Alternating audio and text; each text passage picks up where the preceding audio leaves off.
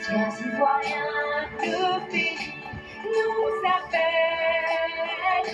Si nous avons dans la paix ramené la liberté, notre devoir sera un modèle de l'espérance promise à l'humanité, en forgeant unis dans la foi nouvelle, la patrie de la vraie fraternité. La patrie de la vraie fraternité. La patrie de la vraie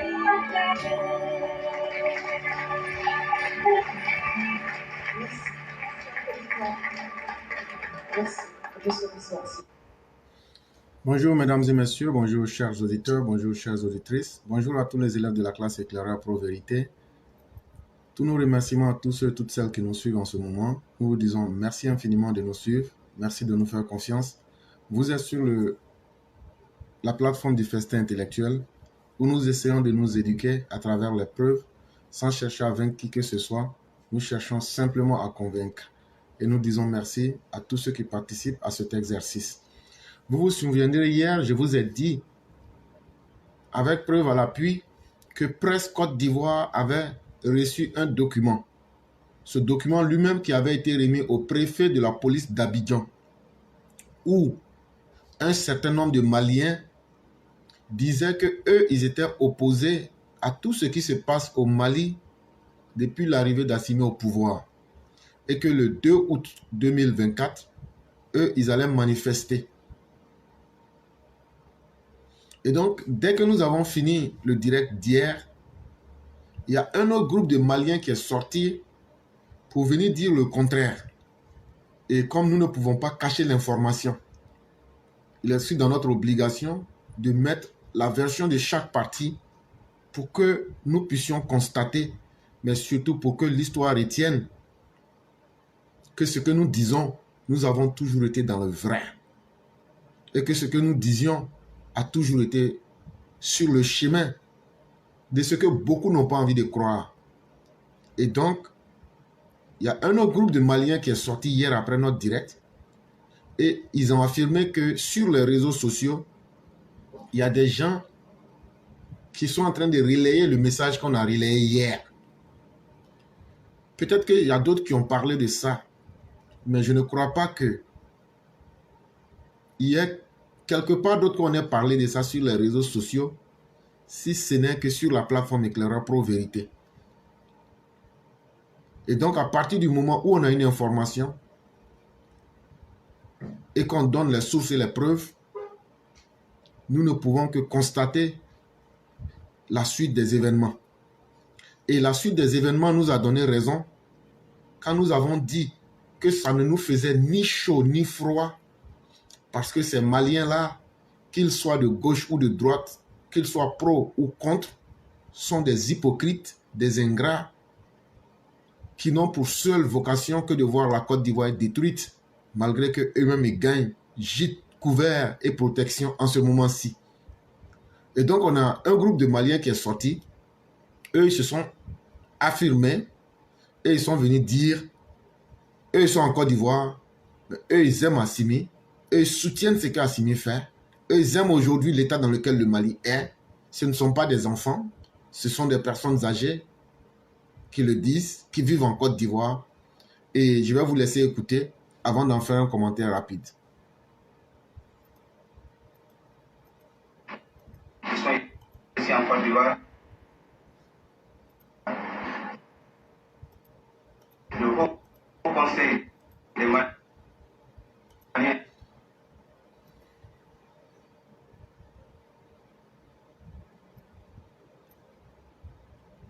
en Côte d'Ivoire, le Conseil supérieur de la diaspora malienne en Côte d'Ivoire, le Conseil supérieur de la jeunesse en Côte d'Ivoire. Comme l'a dit le secrétaire général, notre porte-parole, il nous a paru bizarre de constater depuis le mercredi sur les réseaux sociaux quelques messages qui circulent au nom de la communauté malienne en Côte d'Ivoire.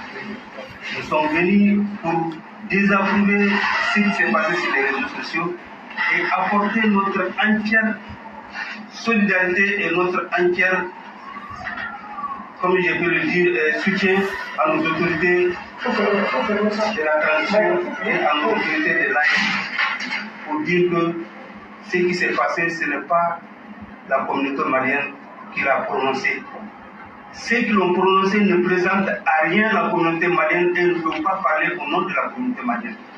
C'est pourquoi ce matin, nous respectons la décision de nos autorités de transition dans nos 3 pays. Et par rapport à ça, ils ont donné 3 axes. Le respect de notre souveraineté, le libre choix de nos partenaires et le respect de nos valeurs. Alors donc, sur ce point, on n'a pas négocié, on n'a pas tergiversé. Il faut que les autorités sachent que les 3 chrétiens ne sont pas au courant de ce qui s'est passé. Et c'est pourquoi ce matin, on s'est prononcé pour aller à l'encontre de ça. Et nous sommes prêts à démontrer s'il faut marcher, s'il faut faire des meetings pour dire que nous sommes avec nos autorités, nous les soutenons jusqu'à ce que nous quittons dans cette affaire que nous déplorons tous. Donc voilà un peu ce qui se passe. Quelques politiciens, comme l'a dit le président Moulay, qui n'ont pas pu prouver quelque chose au Mali et qui se déplacent de pays en pays pour mettre un discrédit sur nos autorités. Et nous n'accepterons jamais que nos autorités soient bafouées dans leur dignité, que nos pays soient bafoués dans leur dignité. Nous sommes d'accord avec la décision qu'ils ont prise souverainement dans l'intérêt de nos populations, dans l'intérêt des peuples de la RIS. Je vous remercie. Et donc, mesdames et messieurs, vous venez d'entendre le Haut Conseil des Maliens vivant en Côte d'Ivoire. C'est eux qui se sont prononcés. Et ils viennent de vous le dire clairement. Depuis quand vous avez vu ces Maliens-là faire une déclaration? Mais quand certains parmi eux sont sortis pour dire qu'ils vont marcher contre les décisions des autorités de l'AES, c'est la première fois qu'on entend ce Haut Conseil des Maliens vivant en Côte d'Ivoire faire une déclaration pour dire qu'ils soutiennent les autorités de l'AES et toutes les décisions qui ont été prises. C'est une très bonne chose parce que ça vient prouver quelque chose qu'on vous avait toujours dit, que ces Maliens-là sont dans un jeu d'hypocrisie avec notre pays qu'est la Côte d'Ivoire. Ils veulent profiter du bien qu'est notre pays, mais en même temps, ils veulent nous planter le couteau dans le dos. Et donc, pour ceux qui voulaient des preuves, voilà aujourd'hui une preuve qui est en face de vous, que les Maliens sont dans un jeu hypocrite et ils disent même qu'ils sont prêts à marcher pour revendiquer leur droit à savoir que ce qui est fait dans l'AES, l'état dans lequel leurs différents pays se trouvent aujourd'hui et les décisions qui sont prises par les autorités de ces pays-là, c'est ce qu'eux reconnaissent et non le respect du pays où ils vivent. Et c'était important de montrer aussi les 2 versions pour que les uns les autres comprennent que ces Maliens-là, ces Burkinabés-là, ainsi que ces Nigériens sont aujourd'hui dans un jeu très dangereux, mais qui va leur coûter plus que cher. Aujourd'hui, il n'y a pas de sujet spécifique. J'ai préféré aller directement dans un livre qui est important et en faire un peu le résumé de quelques lois. C'est le livre de Robert Greene qu'on appelle les 48 lois du pouvoir. J'ai pris quelques thèmes, 3 différents thèmes que je vais développer rapidement parce que c'est important. L'actualité, il n'y a pas grand chose à dire. Presque tout est déjà exploité. Et donc, on va vous parler dans un premier temps de la loi numéro 45, appelée au changement, pas à la révolution. Le changement, c'est quoi? Le changement, c'est l'ensemble des petites actions qui interviennent tous les jours, mais qui, avec le temps, finissent par apporter quelque chose de plus grand. Et donc, ça veut dire quoi? C'est le cheminement, si ici on veut définir le changement, comme la voie de la sagesse. Et donc, entre la voie de la sagesse et la révolution, il faut préférer le changement à la révolution. Et dans le livre de Robert Greene, qu'on appelle les 48 lois du pouvoir, je vous dis bien, c'est le résumé que je fais.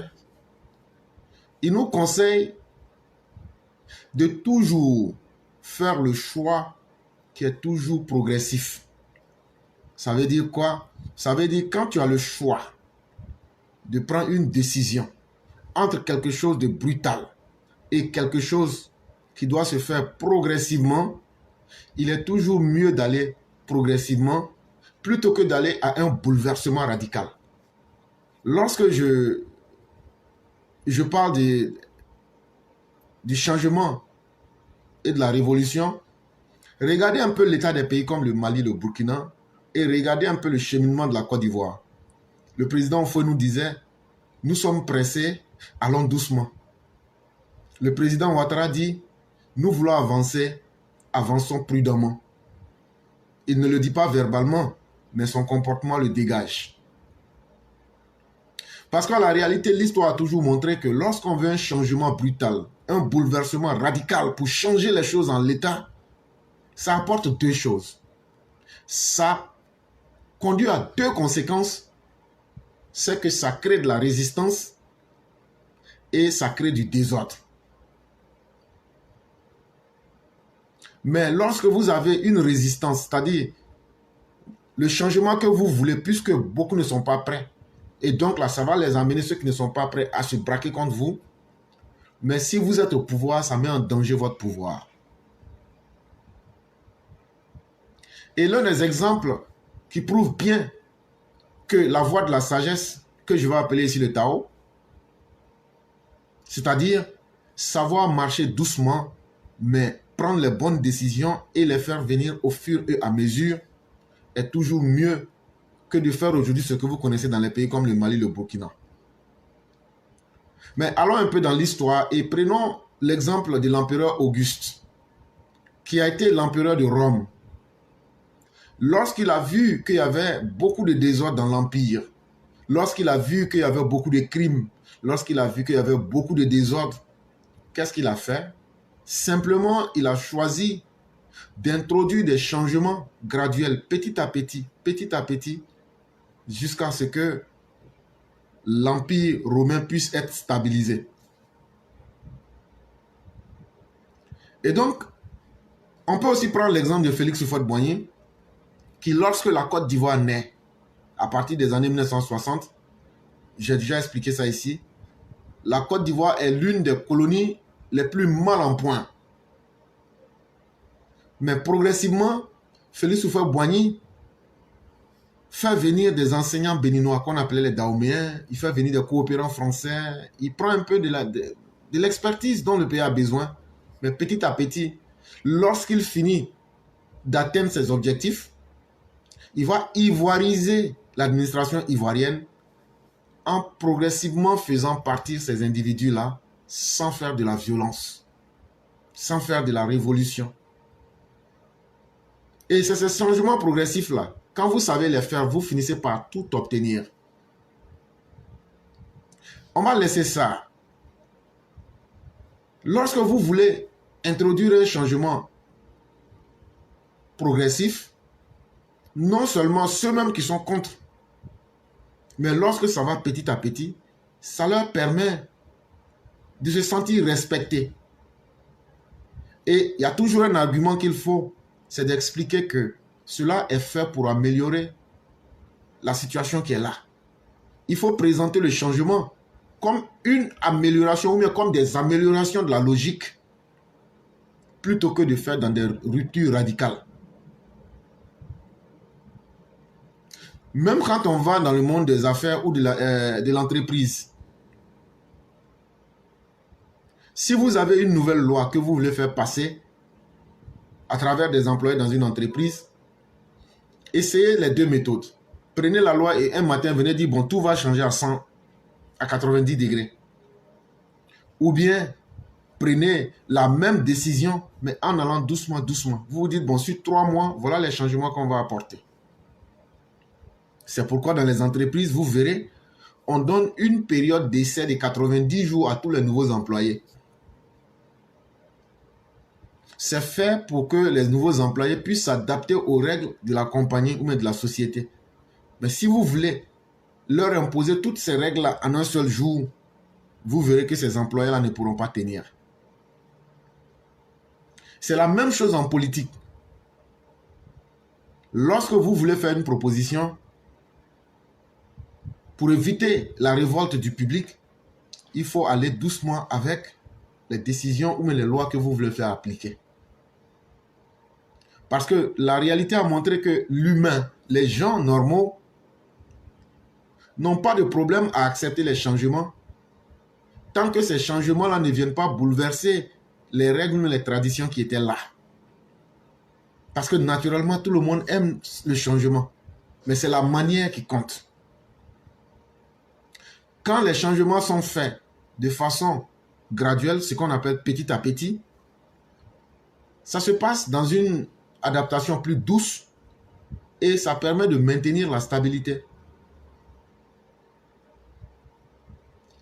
Et regardez un peu par exemple Mikhail Gorbatchev. Mikhail Gorbatchev, c'était le président de l'URSS, ce qu'on appelle aujourd'hui la Fédération de la Russie. Mais à un moment, il est venu voir et il a compris que leur idéologie aura des limites qui ne seront pas utiles pour la Russie. Et qu'est-ce que Mikhail Gorbatchev va décider? Il va décider de deux politiques qu'on appelle la politique de glasnost et la politique de la perestroïka. Il va profiter de ces deux politiques-là pour moderniser petit à petit, progressivement l'URSS, sans provoquer forcément une révolution immédiate. Donc, quand nos amis sahéliens aujourd'hui se mettent dans une révolution imaginaire, en comptant sur la Russie, je leur dis que même aujourd'hui, leur papa russe, leur tuteur russe, savent qu'on ne fait jamais une révolution, mais on fait toujours une transition à travers un changement progressif. Pour ceux encore qui veulent des exemples, on peut vous prendre par exemple l'histoire de Toyota, la voiture que vous connaissez. Allez reprendre les premiers modèles de Toyota et prenez les modèles que vous avez aujourd'hui. Ce n'était pas parce qu'ils n'avaient pas des idées, ce n'était pas parce qu'ils ne peuvent pas transformer, mais ils ont introduit régulièrement des améliorations dans les processus de production pour maintenir la compétitivité sans que cela ne puisse perturber en interne. C'est cela que vous verrez souvent. Aujourd'hui, par exemple, l'Internet que nous utilisons, il faudrait que les gens se le tiennent pour dit, c'est la version la plus simple, la plus basse. Sinon, aujourd'hui, là où la technologie est, si la technologie veut aller de façon radicale là, aujourd'hui, tout ce qu'on a, ce sont des appareils obsolètes. Mais, si tu imposes un changement, même s'il est utile, mais qu'il est trop brutal, ça finit par créer des perturbations dans la société et ça finit par créer une inadaptation des individus et cela conduit toujours à des troubles et à des désordres, à l'instabilité. Et donc ici, en conclusion, il faut dire que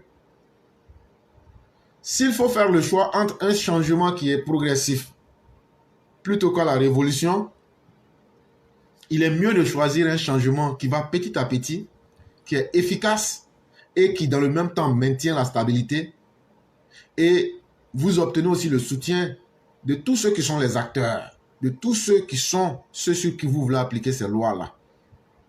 Et donc, pour gagner, pour maximiser cette acceptation-là et pour minimiser les résistances, il faut avoir une approche graduelle, c'est-à-dire une approche petit à petit jusqu'à ce que le changement puisse être total, mais sans en arriver à une révolution. Loi numéro 19. Ne marchez pas sur les pieds de n'importe qui. Ce qui est dit est très simple. Ne marchez pas sur les pieds de n'importe qui parce que tout le monde n'est pas n'importe qui. Et chacun n'est pas tout le monde. Toute personne a ses forces et a ses faiblesses. Toute personne a sa propre personnalité. Ici, il faut comprendre l'importance de savoir avec qui vous avez affaire afin d'éviter de provoquer ce qui pourrait représenter un danger. Il y a une chanson qui dit que la touffe d'herbe que vous sous-estimez, c'est bien de celle-là que sortira la corde qui vous attachera. Et dans l'article, du Kurukanfuga, qui est la charte du Mandé, il est bien dit ceci: ne sous-estimez jamais rien, quand bien même qu'il ne faut jamais surestimer quoi que ce soit. Et donc ici, le fondement de cette loi-là, il faut d'abord connaître ses propres capacités et savoir se situer vis-à-vis des autres. C'est très important. Ça vous évite d'avoir affaire à des dangers inutilement. Et qu'est-ce que je suis en train de dire? Quand vous prenez aujourd'hui le Burkina, un pays qui est en proie au djihadisme et au désordre, mais qui cherche à provoquer un État stable, un État qui a eu le temps de se surarmer. Le Burkina est en guerre depuis pratiquement plus de 10 ans. Et donc vos forces militaires sont dispersées. Mais nous, pratiquement depuis 10 ans, depuis 2011, nous n'avons pas de guerre. Nous avons consolidé notre arsenal militaire. Et sans chercher à comprendre la nature de celui que le Burkina veut attaquer aujourd'hui, c'est-à-dire la Côte d'Ivoire, vous êtes dans un état militairement défaillant, où vos forces sont dispersées, et vous cherchez à attaquer un pays qui s'est consolidé militairement pendant 10 ans. Ça veut dire quoi? Ça veut dire que vous n'avez pas appris, vous n'avez pas calculé la nature de l'ennemi que vous voulez attaquer. Mais cela souvent est fait parce que celui qui marche sur le pied des autres pense que tout le monde est comme lui. Et donc a l'impression de sous-estimer les autres. Et c'est de là que l'erreur fatale intervient. Je vous prends un exemple. Mike Tyson, c'est un boxeur que tout le monde connaît. Qu'est-ce qu'on a constaté? C'est que beaucoup de personnes l'ont toujours sous-estimé. On a trouvé que c'était un gros gaillard, puissant, mais pas intelligent. Et les gens ont sous-estimé sa puissance et son tempérament. On s'est dit, non, il vaut physiquement, ouais, c'est quelque chose, mais après ça, il n'y a pas grand-chose en termes d'intelligence. Mais derrière ce que les gens voyaient, ça a toujours coûté cher à ceux qui l'ont affronté. Parce qu'ils ont sous-estimé. Ils n'ont pas pris le temps de voir l'autre côté de l'herbe. Ils ont pensé que tout était vert. Et donc, avant de s'attaquer à quelqu'un, le minimum que tu dois faire là, c'est d'analyser soigneusement ton adversaire avant de prendre des mesures contre lui. Mais la meilleure stratégie serait qu'il ne faut provoquer pas du tout ceux qui sont plus puissants que vous. Et il ne faut pas provoquer les gens qui sont imprévisibles. C'est très important. Il y a deux types de personnes qu'il ne faut jamais provoquer. Les personnes qui sont plus puissantes que vous et les personnes qui sont imprévisibles. Et la meilleure manière, c'est de toujours montrer du respect pour éviter de transformer les personnes influentes en ennemis. Aujourd'hui, par exemple, je prends le cas du président Alassane Ouattara. Aujourd'hui, la seule parole du président Ouattara peut créer un bouleversement géopolitique dans la sous-région ouest africaine. Je dis bien une seule déclaration du président. Quand le président Ouattara dit « je suis d'accord avec quelque chose », ça remet toute l'Afrique de l'Ouest. Quand le président Ouattara dit « je ne suis pas d'accord avec quelque chose », ça remet toute l'Afrique de l'Ouest. Un tel individu là, avant de le provoquer, il faut te dire, mais pourquoi sa parole vaut plus que de l'or? C'est parce que simplement, il est puissant. Et lorsque vous vous attaquez à quelqu'un qui est plus puissant que vous, et que vous en faites un ennemi, cela va vous rabaisser et vous dégrader, quel que soit ce que vous ferez. Et c'est ce qui étonne beaucoup de personnes. Tous ceux qui s'attaquent au président Ouattara, c'est un exemple que je prends. Après, vous les voyez en train de mordre la poussière parce qu'ils n'ont pas bien choisi l'ennemi.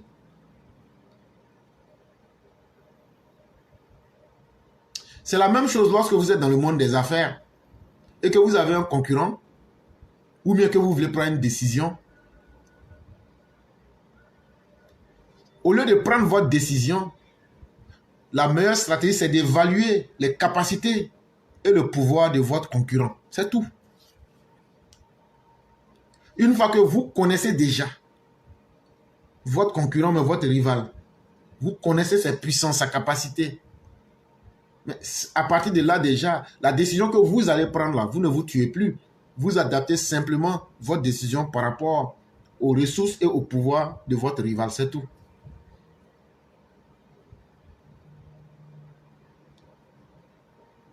Et c'est pourquoi, dans la vie, souvent, ça c'est la vie ordinaire, il faut être très prudent. Et il faut prendre le temps de bien observer les personnes qui réagissent avec excès à une provocation. Parce qu'une fois que ces personnes-là sont dans leur imprévisibilité, elles peuvent aller dans des débordements. C'est pourquoi il faut éviter les conflits inutiles. Parce que en provoquant, vous détruisez votre propre réputation, mais aussi vous dispersez vos ressources. Mais en sachant respecter vos propres limites, ainsi que les limites des autres, vous maintenez des relations positives et donc ce qui vous est stratégiquement positif ou avantageux. Ça veut dire quoi? Sun Tzu, l'art de la guerre, nous dit entre faire la guerre pour gagner et faire la guerre et ne pas faire la guerre pour maintenir sa puissance et différer cette guerre-là pour quelque chose d'encore plus important, il faut ne pas aller en guerre et il faut toujours garder ses forces pour les vraies batailles les plus utiles. Je vous prends aussi un autre exemple. Il y a un film que beaucoup parmi notre génération a connu, qu'on appelle Hannibal Lecter. Et dans le film d'Hannibal, si vous suivez très bien, lorsque finalement, tous ceux qui l'ont sous-estimé, lorsque finalement, il arrive à les avoir de ses griffes, il dit, vous m'avez sous-estimé ou vous m'avez provoqué. Et ça, une fois que vous sous-estimez quelqu'un, sans l'avoir évalué et sans vous être évalué vous-même, vous avez déjà perdu à 50% la bataille. Parce que comme disait Sun Tzu dans les préambules de l'art de la guerre, il y a 7 facteurs essentiels qui vous feront gagner une guerre. Il y a la connaissance du terrain, il y a le temps, il y a les circonstances, mais il y a aussi l'évaluation. On ne peut pas combattre quelque chose qu'on n'a pas évalué. On ne peut pas combattre sur un environnement si on n'a pas une bonne connaissance du terrain. On ne peut pas combattre quelqu'un si on ne connaît pas nous-mêmes nos propres limites et nos propres faiblesses. Malheureusement, beaucoup se trompent et finissent par payer le prix fort. Et c'est pourquoi vous verrez souvent, que ce soit dans les entreprises ou même dans la vie réelle, et comme aujourd'hui peut-être avec le cas de la Côte d'Ivoire et du Burkina, vous verrez des petites startups, des petites nouvelles entreprises. Pour se faire une réputation, elles s'attaquent aux grandes entreprises qui sont déjà là. En se disant qu'en les attaquant, ça va faire parler de moi. Et comme ça, soit ils vont négocier avec moi en tant que petite entreprise startup, ou bien, en tout cas, le monde se souviendra qu'on a été là et que c'est nous qui avons combattu cette grande machine. C'est la même chose aujourd'hui que le Burkina à travers Ibrahim recherche. Comment combattre plus grand sans s'évaluer soi-même pour dire que nous sommes aujourd'hui en proie au djihadisme. Sans se dire que le Burkina aujourd'hui est un pays en déliquescence. Sans se dire que le Burkina est aujourd'hui un pays émietté. Il se dit, pour essayer de faire diversion, laissez-moi m'attaquer à plus fort. Et comme ça, peut-être que cela fera monter ma réputation, alors que c'est l'effet contraire que cela crée.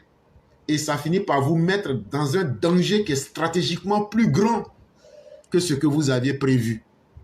Imaginez maintenant une guerre entre la Côte d'Ivoire et le Burkina. Imaginez aujourd'hui les ressources militaires de la Côte d'Ivoire. Et quand je parle des ressources militaires, je ne parle pas simplement des armes que vous voyez. Parce que la vraie guerre se gagne d'abord diplomatiquement. Une vraie guerre se gagne d'abord diplomatiquement, quand bien même que les militaires sont au front. Parce que toutes les guerres se terminent par une négociation. Mais si vous avez les puissants de ce monde derrière vous, vous gagnez forcément cette guerre parce que à la prise des décisions, tout le monde sera en votre faveur. Et ça, il faudrait que les uns les autres le retiennent. Et aujourd'hui, les guerres modernes ne se font pas avec des chars. Les guerres modernes se font avec des armes très sophistiquées de notre époque. À l'époque de la pierre taillée, les gens se battaient encore avec des pierres et des morceaux de bois. Mais aujourd'hui, là, il faut évaluer la nature des armes que nous utilisons. Ce ne sont plus les gros chars de la Deuxième Guerre mondiale. Ce ne sont plus les grosses Kalachnikov. mais c'est d'autres types d'armements. Et j'espère qu'on se comprend bien. Et donc, en conclusion, il ne faut jamais combattre quelqu'un tant que vous n'avez pas appris à évaluer la nature de votre adversaire. Et surtout, évitez de provoquer ce qui peut vous nuire. Surtout lorsque vous voulez naviguer dans le monde du pouvoir. Il faut simplement adopter une approche prudente et stratégique pour minimiser les risques, mais aussi pour surtout maximiser votre propre sécurité. C'est très important. Celui qui ne sait pas tenir compte de sa vie pour protéger ta propre vie, il n'y a pas quelqu'un qui soit plus idiot que la personne-ci. Et la meilleure marque de l'idiotie, de la stupidité d'une personne, c'est de s'attaquer à quelqu'un, une personne plus forte que lui ou comme elle, et de penser que peut-être en faisant cela, après les gens auront pitié de moi. Quand le Burkina, le Mali, le Niger vont s'attaquer à la France. Diplomatiquement, vous ne valez rien. Militairement, vous ne pouvez pas. Et je dirais même en termes informationnels, vous ne pouvez pas. Mais qu'est-ce que vous pensez gagner de ce combat-là si ce n'est que de vous mettre en pièces? Et après, ça crie partout pour dire on ne nous aime pas. On ne peut pas aimer quelqu'un qui ne sait pas respecter ceux qui sont plus forts. On ne peut pas aimer quelqu'un qui ne sait pas évaluer les situations avant de s'engager. On va aussi parler de la loi numéro 11 pour terminer. C'est vrai qu'on va vous parler de révolution. On va vous parler, c'est nous aujourd'hui, on a tout le déchet militaire de la Russie. Nous sommes puissants, tout. Et donc, on va faire une révolution. C'est très bien. Mais en fait, comme je l'ai dit, on ne fait pas de révolution. Mais on fait un changement progressif. Mais lorsque vous décidez, quel que soit ce que vous voulez faire, qu'est-ce qu'il faut d'abord faire pour qu'il y ait changement? Pour qu'il y ait changement, il faut que vous trouviez les moyens de vous rendre irremplaçable. Il faut que vous cultivez des compétences uniques. Il faut que vous ayez des aptitudes qui feront que les autres, dans leur relation avec vous, vont dépendre de vous. C'est ce que les Africains n'ont pas compris. On a pensé qu'en criant beaucoup, en faisant les coups d'État, en faisant les guerres civiles, en faisant le multipartisme, en faisant tout ce que les autres nous ont dicté, on a oublié que c'est parce que nous-mêmes là, on n'a pas développé de compétences propres à nous-mêmes qui a fait que les autres aient eu besoin de nous. Les richesses naturelles que nous avons là, ce ne sont pas des compétences. Ce ne sont pas des choses que nous pouvons transformer. Donc là, à la fin de la journée, ça devient inutile. C'est pourquoi ceux qui ont la matière grise, ceux qui ont la connaissance peuvent transformer ces mêmes matières-là et nous les revendre. Est-ce qu'on ne vient pas nous revendre ici le café, le cacao 10 fois plus cher? Ça veut dire quoi?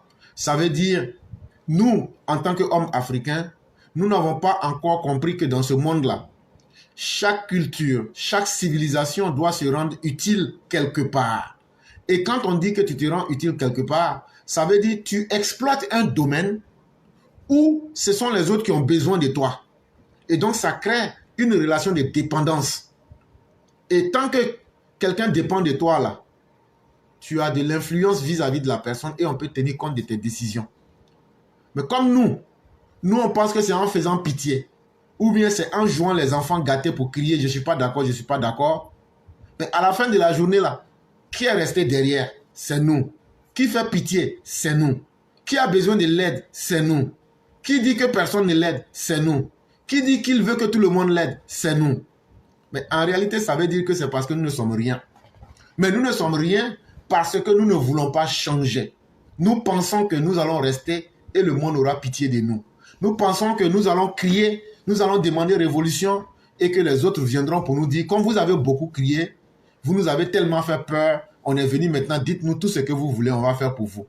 Non, on a tellement crié qu'au lieu de choisir la première personne qui nous a violés, on allait choisir les Russes pour venir encore nous la mettre profondément. Et comme ça, on va voir ce que ça va donner. Ou bien, je suis allé marier, on allait se marier avec les Russes pour juste pour créer la jalousie chez les Occidentaux. Tout ça, ce sont des idées qui ne tiennent pas. Ça ne nous amène nulle part. Mais, contrairement à tout ce qu'on vient de dire là, en tant que personne humaine, quand tu travailles dans une entreprise, si tu fais la même chose que tout le monde, tu es un employé ordinaire, on s'en fout de toi. Mais quand tu rentres dans une entreprise et que tu te dis, bon, qu'est-ce que je peux faire pour devenir indispensable? Qu'est-ce que je peux faire pour que le jour que je ne sois pas là, les gens sentent qu'il y a quelqu'un qui manque ici? C'est ce qu'on appelle l'irremplaçabilité. L'irremplaçabilité, pardon. L'irremplaçabilité. Le français, là, c'est pas notre langue. Donc, il faut que tu sois irremplaçable. L'irremplaçabilité. Et ça, il va falloir que tu développes un talent ou bien des compétences qui sont uniques et qui feront que les gens auront besoin de toi. Je vous prends par exemple l'exemple, le cardinal Richelieu. C'était un des ministres de Louis XIII. Quelqu'un que tout le monde sous-estimait. Mais il s'est rendu indispensable en devenant l'architecte politique du roi. Et pour finir, il va gérer toutes les affaires de l'État. Sous Louis XIII, bien sûr. Mais qu'est-ce qui a fait qu'il en est arrivé à cette compétence? Souvent, lorsque vous rentrez dans un système, plutôt que de chercher à transformer le système, cherchez simplement les failles du système et essayez d'être la solution à ces failles-là. Parce que n'oubliez pas, on ne va pas développer ça aujourd'hui, mais dans le même livre, on nous dit comme ça, ne soyez pas plus, ne donnez pas l'impression que vous êtes le plus fort. Ne donnez jamais l'impression que vous êtes plus fort que le maître ou même que le patron. Et donc, lorsque vous allez en entreprise et que vous finissez de faire l'entraînement ou bien la formation comme tout le monde, un employé intelligent va se dire, mais quelles sont les failles de la compagnie? Tu gardes tes compétences, tes talents et tu essayes d'exploiter les failles. Et dans un premier temps, sois celui qui apporte des corrections à ces failles-là. Tu verras qu'automatiquement, tout le monde va avoir besoin de toi. Parce qu'en général, c'est ce que tout le monde n'a pas envie de faire. Mais puisque toi, tu le fais, mais tout le monde va penser que tu es dans un premier temps faible ou même tu n'es pas intelligent. Mais c'est comme ça que tu vas faire que tout le monde aura besoin de toi. Et petit à petit, avec le temps, tu vas réadapter cela avec ton intelligence naturelle. Et c'est eux qui vont finalement dépendre de toi. Et c'est pourquoi, pour ceux qui sont intelligents, les mêmes formations, vous les avez dans la vie, dans l'école. Mais lorsque vous voulez vous rendre incontournable dans un domaine critique, il y a forcément des technologies ou même des processus uniques que vous devrez essayer de maîtriser. Et c'est très important. Et ça aussi, dans les relations humaines, on peut simplifier cela pour dire que nous sommes tous des humains. Et si tu demandes à un être humain quelle est la personne qu'elle aime le plus, c'est soi-même. Je ne peux pas aimer quelqu'un d'autre plus que moi-même. C'est naturel à chacun. Mais pour pouvoir aller loin dans la vie et pour réussir là, au-delà de ta propre personne là, il faut que tu crées un réseau de soutien. Et dans ce réseau de soutien là, il faut qu'on sache que ta contribution est essentielle. Ça peut être à travers des conseils, ça peut être à travers une aide, mais ce qui est important, c'est de se rendre indispensable dans une organisation. Parce que non seulement ça protège votre position, mais lorsque vous êtes dans cette posture-là, les gens se sentent en devoir de vous valoriser.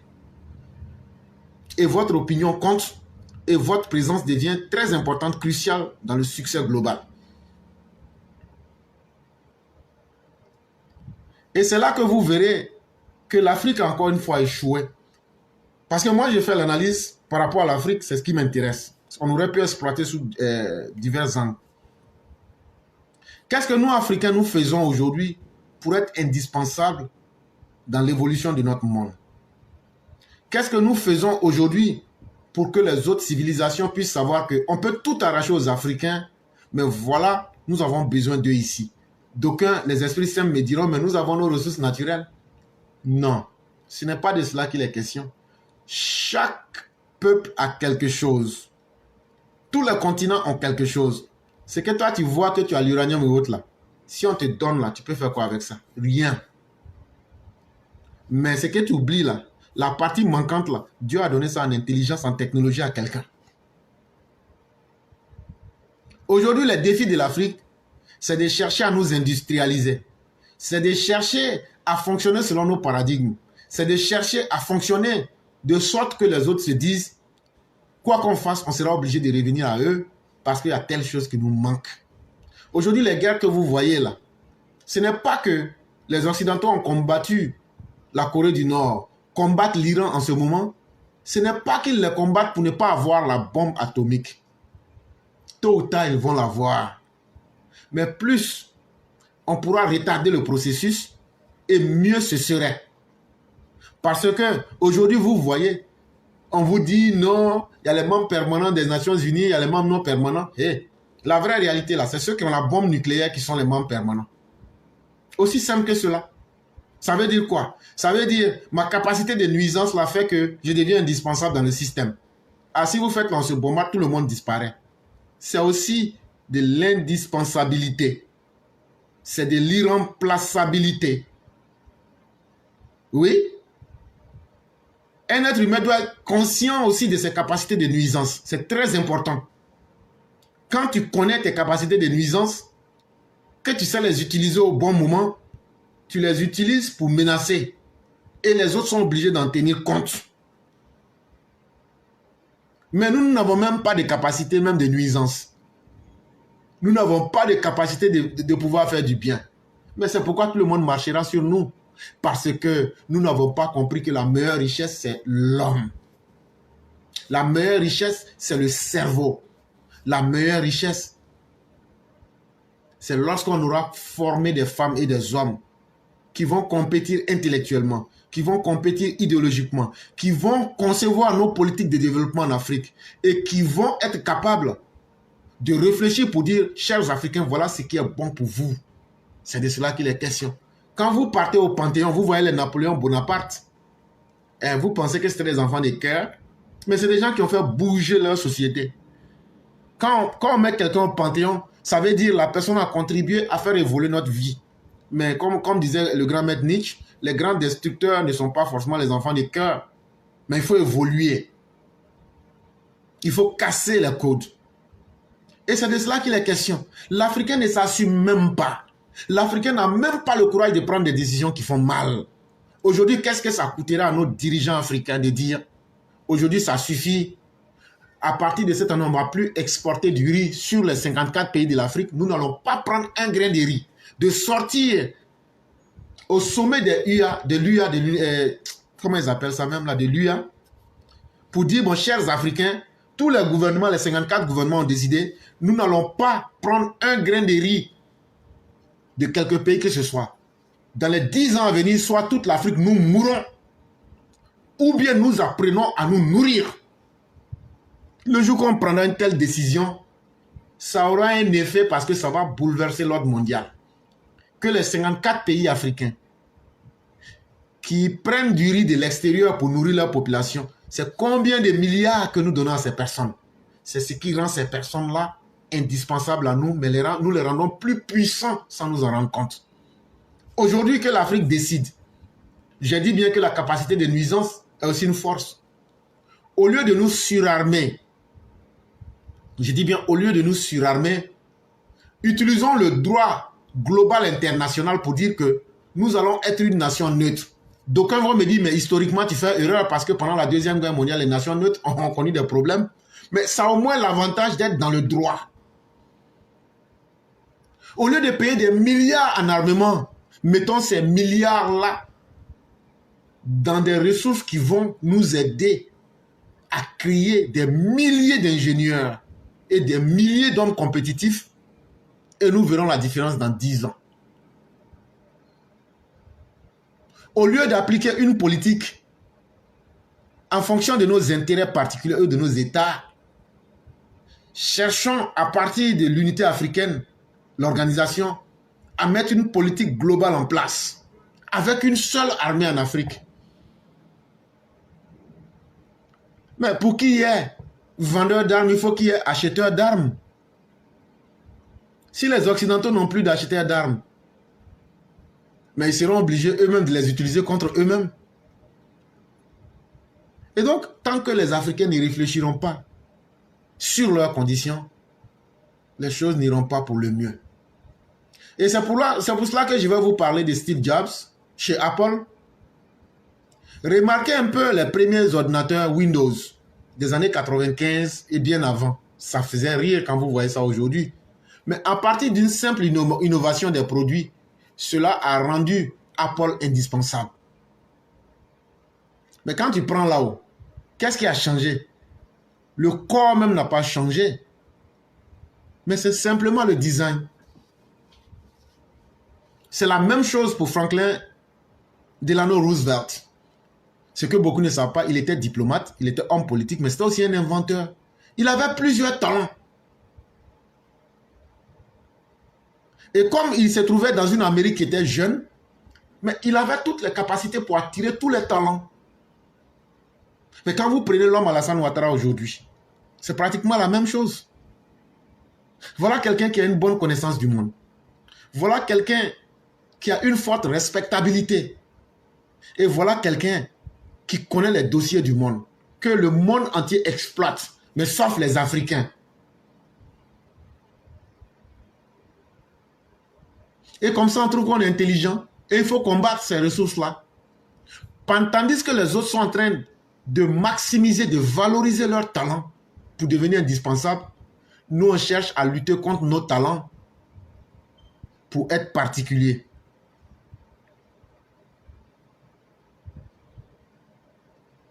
Et donc, en conclusion, être capable de se rendre indispensable, c'est une stratégie qui te permet de sécuriser ta position et d'augmenter ton pouvoir.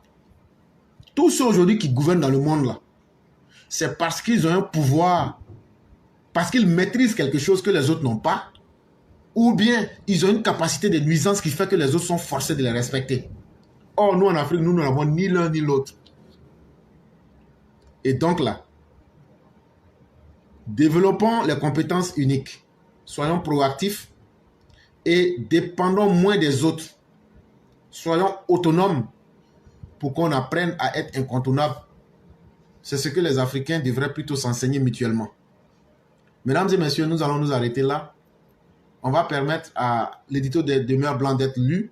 Quand on aura fini, on va laisser rapidement la parole aux uns aux autres pour pouvoir s'exprimer.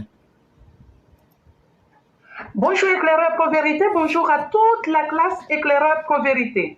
Mon édito aujourd'hui a pour titre « Combien seront-ils » Vendredi 26 juillet 2024 s'est déroulée l'ouverture des Jeux Olympiques de Paris.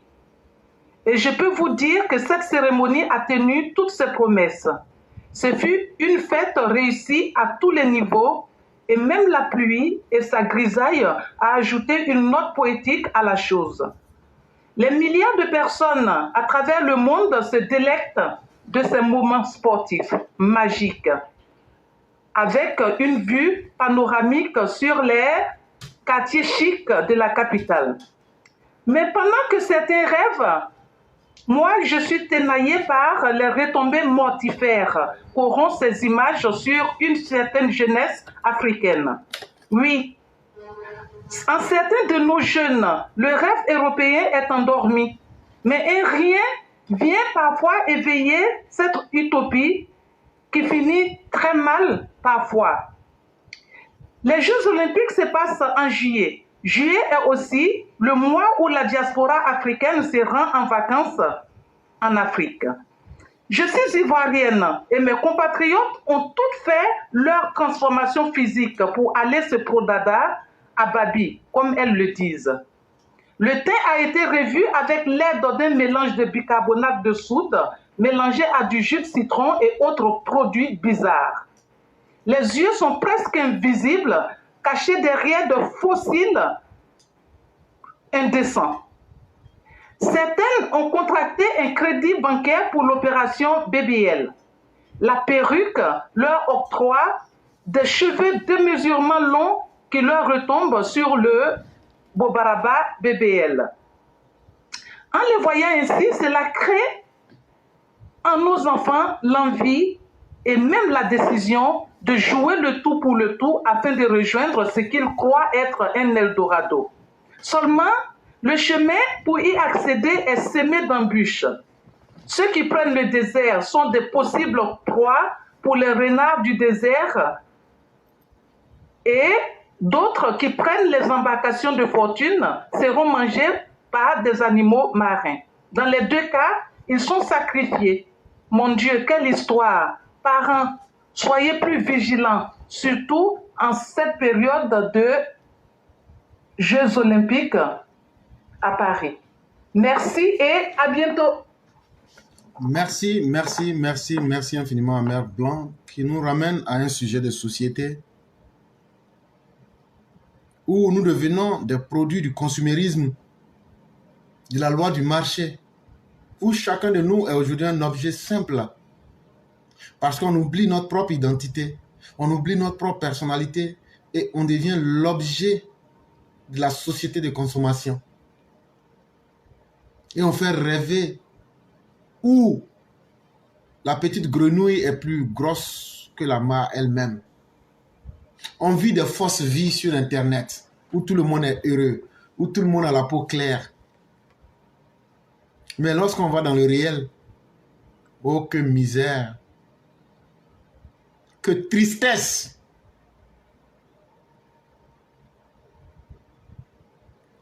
Que voit un être humain qui n'assume pas la vie qu'il vit en réalité. Pourquoi se mentir à nous-mêmes? Pourquoi choisir de nous dénaturer pour que juste les autres puissent savoir que nous étions là, alors que dans les secondes qui suivent, nous serons oubliés? Et Mère Blanc fait tellement bien de le dire. Quand la télévision nous agresse avec les faux modèles pour nous montrer un monde idyllique où tout est presque parfait. Et malheureusement, nous-mêmes Africains, qui avons eu la chance de quitter le continent africain, pour nous confronter à une nouvelle expérience. Parce qu'à l'aventure, quel que soit ce que vous auriez fait, tout le monde est riche à l'aventure. Parce que si tu n'as pas gagné en bonne expérience, tu gagneras en mauvaise expérience. Et si tu as un peu d'argent pour ajouter là-dessus, ça c'est un plus. Mais au nom de toutes ces expériences-là, c'est nous encore qui vivons en Occident, qui mentons à nos parents en Afrique. Ah non, je suis dans mon bureau. Ah non, et moi je m'habille en... Voilà, vous connaissez les grandes, pour ne pas les citer quand même, les grandes marques. Voilà, je m'habille en Prada, je m'habille en ceci, je suis en Gucci, je suis en Ferragani. Voilà, je roule en temps. J'ai ma Lamborghini qui est là. Mais à la fin de la journée, est-ce que tout ça, ça ne nous rattrape pas? Surtout quand on va en vacances. Ou c'est nous qui ne pouvons plus manger ce qui est préparé localement.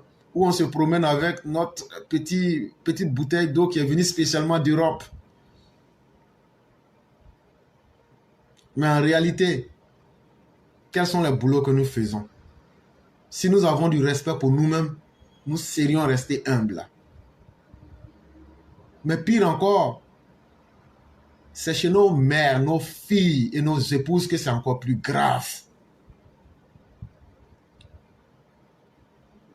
Ne vivez pas une vie factice. Ne vivez pas une vie qui est basée sur le mensonge. Ce sont des lèvres qui voient le moins 3 kilos. Ce sont des silicones dans les seins. Comme disait Mère Blanc, c'est le BBL partout. Mais vous oubliez qu'il y aura les conséquences. Vous oubliez que cette fausse vie-là vous ferme des portes. Mais si tout va bien déjà chez vous, pourquoi encore les gens ne feraient pas mieux de vous demander l'impossible? Il n'y a rien qui soit mieux que de vivre sa propre vie. Que les autres aiment ou n'aiment pas votre vie, C'est à vous seul d'être le gardien et le juge de votre vie. C'est à vous seul d'apprécier la vie que vous vivez.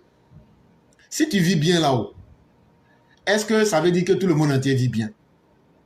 Mais si tu vis mal là, que tu te donnes les airs de bien vivre là, mon frère, c'est faux, tu vis mal.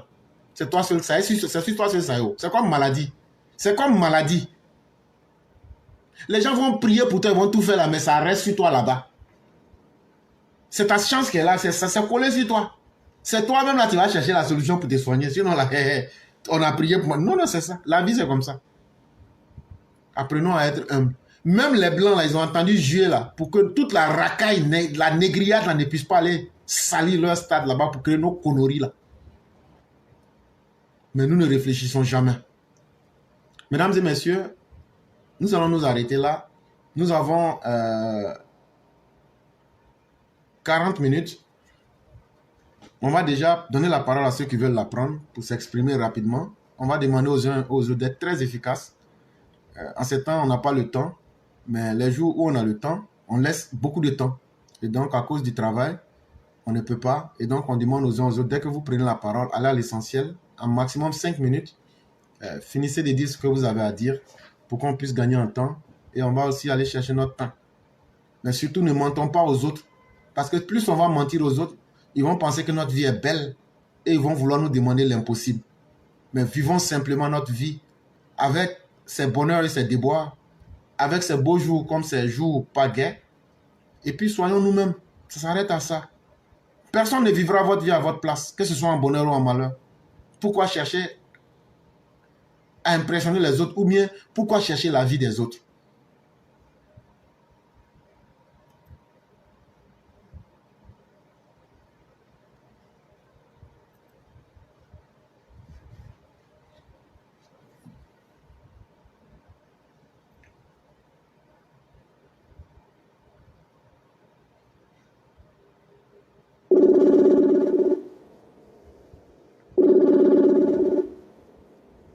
Alors? Allô, oui, bonjour, mon éclaireur pour vérité. Bonjour, chère mère, comment allez-vous? Ça va. Ok, donc on va vous laisser la parole rapidement. Merci. Donc, bonjour à toute la classe. Vraiment, Assalet Timoko. Bon, comme tu es sur TikTok, tu dis des choses. Franchement, il y a un monsieur qui s'appelle Éclaireur Pro Vérité, qui est sur TikTok chaque dimanche à 16h. Pardon, faut venir là-bas aussi, tu vas informer les Ivoiriens. Parce que apparemment, tu as ton fiole qui s'appelle Lucas Officiel. Tu es sur son panel et tu dis des choses là-bas. Et là-bas, vous êtes rempli de gore, d'opposants. Mais il faut venir aussi sur le panel RHDP pour donner aussi des informations. Parce que monsieur l'éclaireur, c'est des informations qu'il donne. Même s'il est ado, il est aussi pour les Ivoiriens. Moi, c'est ce conseil-là que je te donne. J'étais sur votre panel, j'ai mis le message. Vous dites que vous êtes des garçons, mais quand ce monsieur, il est sur EPV à 16h TikTok, on ne vous voit jamais. Mais vous êtes là-bas, vous mentez et puis vous souhaitez en réalité que Ado ne soit plus. Dans la réalité, là, vous voulez que Ado ne soit plus. Parce que tu dis apparemment que oui, côté santé, là, il y a un fonds qui est là, que depuis 40 ans, que les Ivoiriens, là, les Ivoiriens informés là qu'il y a un fonds pour les aider. Ils ont des maladies vraiment incurables, là, que ça peut être soigné en Europe là. Mais il faut dire ça, il faut parler de ça. Il faut essayer d'aller à la télévision parce que vous êtes fort dedans. Et puis sur les TikTok là, il faut te promener sur tous les TikTok pour donner ces informations là. Pas seulement sur le TikTok de ton filleul Lucas Officiel. Parce que vous dites des choses parce que apparemment vous êtes contre Ado, vous êtes contre lui. Parce que tous les efforts qu'il fait, tu dis ouais que à Thiès allait là-bas là. Toi tu as fait un hôpital où on soigne des gens. Mais on t'a posé la question que l'hôpital, est-ce qu'il est public? Ça veut dire que c'est un hôpital privé. Vous voyez, vous êtes là pour salir l'État. Toi, Gbagbo, il t'a pas bien chicoté quand il t'a jeté en prison, il t'a pas bien chicoté. Parce que tu avais bien chicoté la beuve là. Il pense que la bouche, ça a réfléchi 1000 fois. Au départ, là, tu essayais de défendre Ado un peu comme tu essayais. Mais maintenant, tu as vu que tous les opposants sont rentrés en Côte d'Ivoire. Et maintenant, monsieur, tu as les yeux ouverts. Tu peux dire maintenant ce que tu veux. Ok. Donc, franchement, Papa Ado, longue vie à toi. Vie là, j'ai dit, il n'a qu'à prendre pour moi la même pas. Jusqu'à après, contrairement, il dit Dieu n'a qu'à me donner 90 ans, il n'a qu'à prendre mes 5 ans. Dans les 90, il n'a qu'à prendre 5 ans, j'ai 85. Ça, j'ai besoin à Papa Ado, il n'a qu'à donner 5 ans de plus. C'est-à-dire dans ta vie, là, hein, si tu as promis 90 ans, là, il n'y a qu'à mettre 95. Comme ça, là, tu vas rester dans le pouvoir. Là. Et puis, ces plaisantins vauriens qui sont sur les TikTok, sur les réseaux sociaux, là, la magouille, la manipulation, soulèvement qu'ils cherchent, là, vraiment, il ne faut même pas bavarder. Fais le travail. Les chantiers, là, il faut les faire debout matin, midi et soir. Mon éclairage est fini. Merci infiniment, chère mère. Merci de ce que vous avez dit. Chère mère, voyez-vous, il y a beaucoup qui tapent leur poitrine, mais lorsque la vraie vérité vient, vous ne le voyez plus. C'est comme une fois, je me souviens, d'aucuns disaient qu'il y a Jean Bonnet qui demandait à ce que nous fassions un débat. Je lui ai dit, mais dis à Jean Bonnet qu'il s'assume en tant qu'un opposant, parce que moi, je n'aime pas faire dans la demi-mesure. Mais depuis lors, jusque-là, nous n'avons plus jamais entendu parler. Pourtant, nous sommes preneurs de tout débat. Mais Assalé Tiemoko peut, ces lois-là, pourquoi ne pas les mettre à l'Assemblée nationale pour que tous les Ivoiriens ou même les députés en parlent? En réalité, ils n'ont rien. C'est des gens qui avancent masqués et qui pensent qu'on ne voit pas dans leur jeu. Mais, chère mère, soyez sereine. La Côte d'Ivoire avance et chacun sera traité à sa juste mesure. Alassane Ouattara sera le candidat du RHDP et il gagnera les élections à venir à hauteur de 68% au minimum. Et donc, restons sereins. Continuons à sensibiliser les Ivoiriens, à aimer le travail, à aimer les politiciens productifs. C'est ça le plus important. Vraiment, merci beaucoup. On va vous souhaiter un excellent week-end et toute la grâce divine. Merci, mon cœur. Et puis juste une minute, motion d'une minute. Il n'y a pas de problème. Mes parents de l'Ouest, là, à Okoge, il y a Olivier Blé, Naomi veut t'aider. Ou retourne un poison, oui, ou un poison de l'Ouest, ou c'est bon, il y a un vice, ou c'est bon, un peine, ou c'est bon, ou bois bon, quand il y a un mec, à Okoge, mon babouille, à donner, une solution, mon nier, ouais, peine, à Okoge, sécurité n'est important. On va oui, penser, on va dire pas la situation penser, on va nous écouter ou bonne Europe non de ou bonne bien, dit tout à moi les réseaux sociaux ou ba des citron à Kogi, à donner mon nousian, ouais, Burkinabé, Malien, Nigérien oui, Camerounais oui, Sénégalais oui, Togolais, Béninois oui, ou vous savez ou ba ou bon, on a préparé des biadine, ouais, dans mon babou à Kogi, mon babou, on va vite penser à Kogi. C'est bon, mon éclaireur. Il n'y a pas de problème, cher. Merci. Nous vous disons merci et excellent week-end à vous. Merci. Je vous en prie. Au revoir.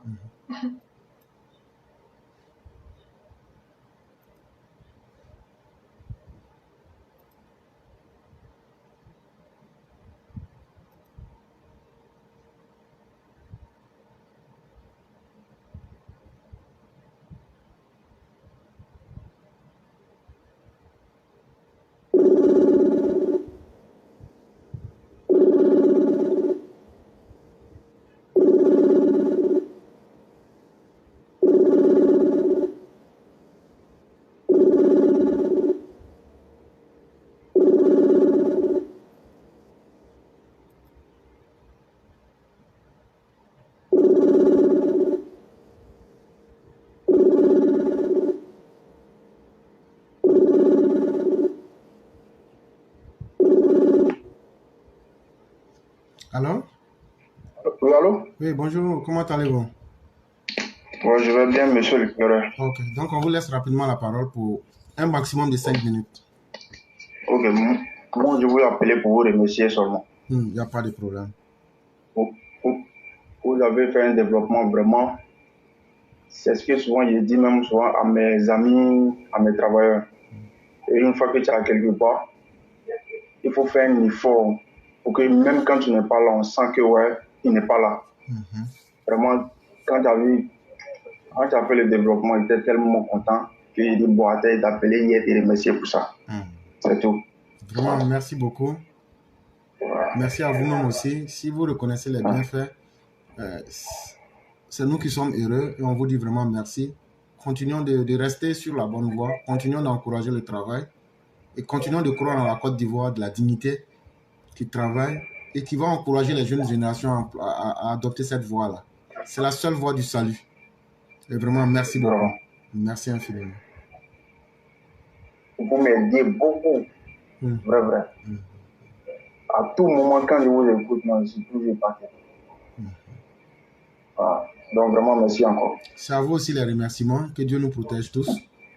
Et Merci. vous saluez tous ceux qui sont autour de vous. Et continuez aussi à faire aussi les messages qui vous aident. Continuez aussi à partager pour que d'autres puissent être encore mieux que nous. Et ici, là, une fois que tu partages ton émission, là, on te bloque des jours. Pour un jour, une semaine. C'est pour ça qu'on a peur de partager. Voilà. Mais ça est sur YouTube. Après, vous pouvez partager. Voilà. Sinon, une fois que tu partages, même quand tu pommes trop, là, alors on te bloque. Après, on ne voit pas tes émissions. Effectivement, effectivement. Donc, quand souvent, ils ne voient même pas, ça me tombe mal. Non, mais voilà. Donc, c'est pour on pomme un peu seulement. oui. Et puis, on laisse. Il n'y a pas de problème. Merci beaucoup. Donc, vraiment, merci. Il n'y a pas de problème. Bonne soirée à vous. Hein. Merci à vous, Merci pareil. beaucoup. Merci.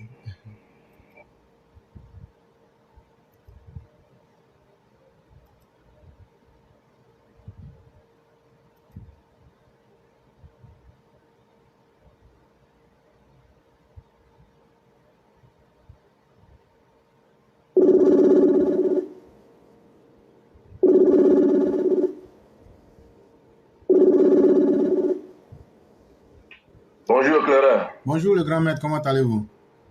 Eh, ça va bien, ça va bien, ça va bien. Et qui a dit bonjour net, il y a ta soeur qui partait quelque part là, elle a fait le tour, elle a fait du toi en même temps. Donc on va vous laisser rapidement la parole. Ok, rapidement. Clara, je viens pour parler un peu d'une situation au niveau de San Pedro, au campement Bernard. Je t'envoie les vocales rapidement, mais peut-être que, comme tu l'as dit, il faut s'assumer, il faut en parler. Rapidement, c'est à propos de l'usine de Deux-Sanguilles. Et Deux-Sanguilles, où il a fait l'usine, il y a des personnes qui ont des bas-fonds dans ce secteur-là. Moi-même, j'y fais partie. Donc, il est en train de casser la colline carrément. Et qu'est-ce qu'ils font? Ils prennent ces sables-là, aller remplir les bas-fonds, parce que ceux qui ont fait le riz, machin, tout et tout, et on a besoin de ça. Ils vont mettre carrément les sables, la terre là, sur les bas-fonds des gens. Je ne sais pas si Dieu se met au courant, mais je tenais à signaler ça, quoi. Voilà. Donc, j'ai dû t'appeler rapidement, je t'ai envoyé ça en message, je dis rapidement, comment on signifie ça sur la toile aussi. Bon, ça c'est un problème assez simple. Si vous avez les terrains et que ça vous appartient, quelqu'un ne peut pas exploiter vos terrains en allant mettre ses déchets ou mettre ses sables là-bas. Vous saisissez les autorités compétentes, c'est tout. Pour qu'elles viennent constater. Et puis bon, elles vont prendre des dispositions. Ça, ce n'est même pas un problème qui est difficile. Moi, je ne peux pas aller verser mon sable, me grader sur toi ton terrain et puis faire mon travail. Oui. On a vu les gens de l'agriculture et ils disent que la décision vient d'en haut, qu'eux ne peuvent rien faire. Non, est-ce que vous êtes allé prendre une plainte du fait que quelqu'un vienne utiliser votre bien contre votre volonté? Merci, je ne l'ai pas demandé. Voilà pourquoi je t'ai amené un message dans le email pour avoir des conseils pour quelque chose. Moi, je suis en route. Pour ça, je dois partir même pour ça. On doit quitter dans les sentiments. On doit s'éduquer mutuellement. Souvent, il faut frapper fort pour que les gens se rendent compte que vous avez aussi une capacité d'agir quelque part. Allez prendre une plainte. Ce que vous êtes en train de dire là. Si. Je prends ça simplement. C'est-à-dire, moi, je suis en train de construire ma maison. Oui. Maintenant, là, je prends mes matériaux, là, je m'en vais verser ça sur ton terrain. Oui. Toi, tu seras content? Non, je ne suis pas content. Et qu'est-ce que tu vas venir te battre avec moi? Non, je ne peux pas parce que lui, il est visité puissant. Donc, je vais, comme tu l'as dit. Donc, tu utilises les moyens de l'autorité de l'État. Tu vas prendre une plainte contre moi. Et à partir de cette plainte-là, maintenant, on va voir s'ils sont plus puissants que la loi elle-même, au point de défier la loi. On ne peut pas combattre quelqu'un qui est puissant sans utiliser les instruments même du pouvoir. Et donc là, tous ceux qui ont été victimes là, allez poser plainte contre ces personnes-là. Ok, merci. Merci Claire. Merci. Comme il n'y a pas trop de temps, je voulais aborder les sujets en cours, mais je vais laisser d'autres personnes participer. Il y a un autre moment qui voulait parler, je pense. Oui, à Geneva. Il y a écrit.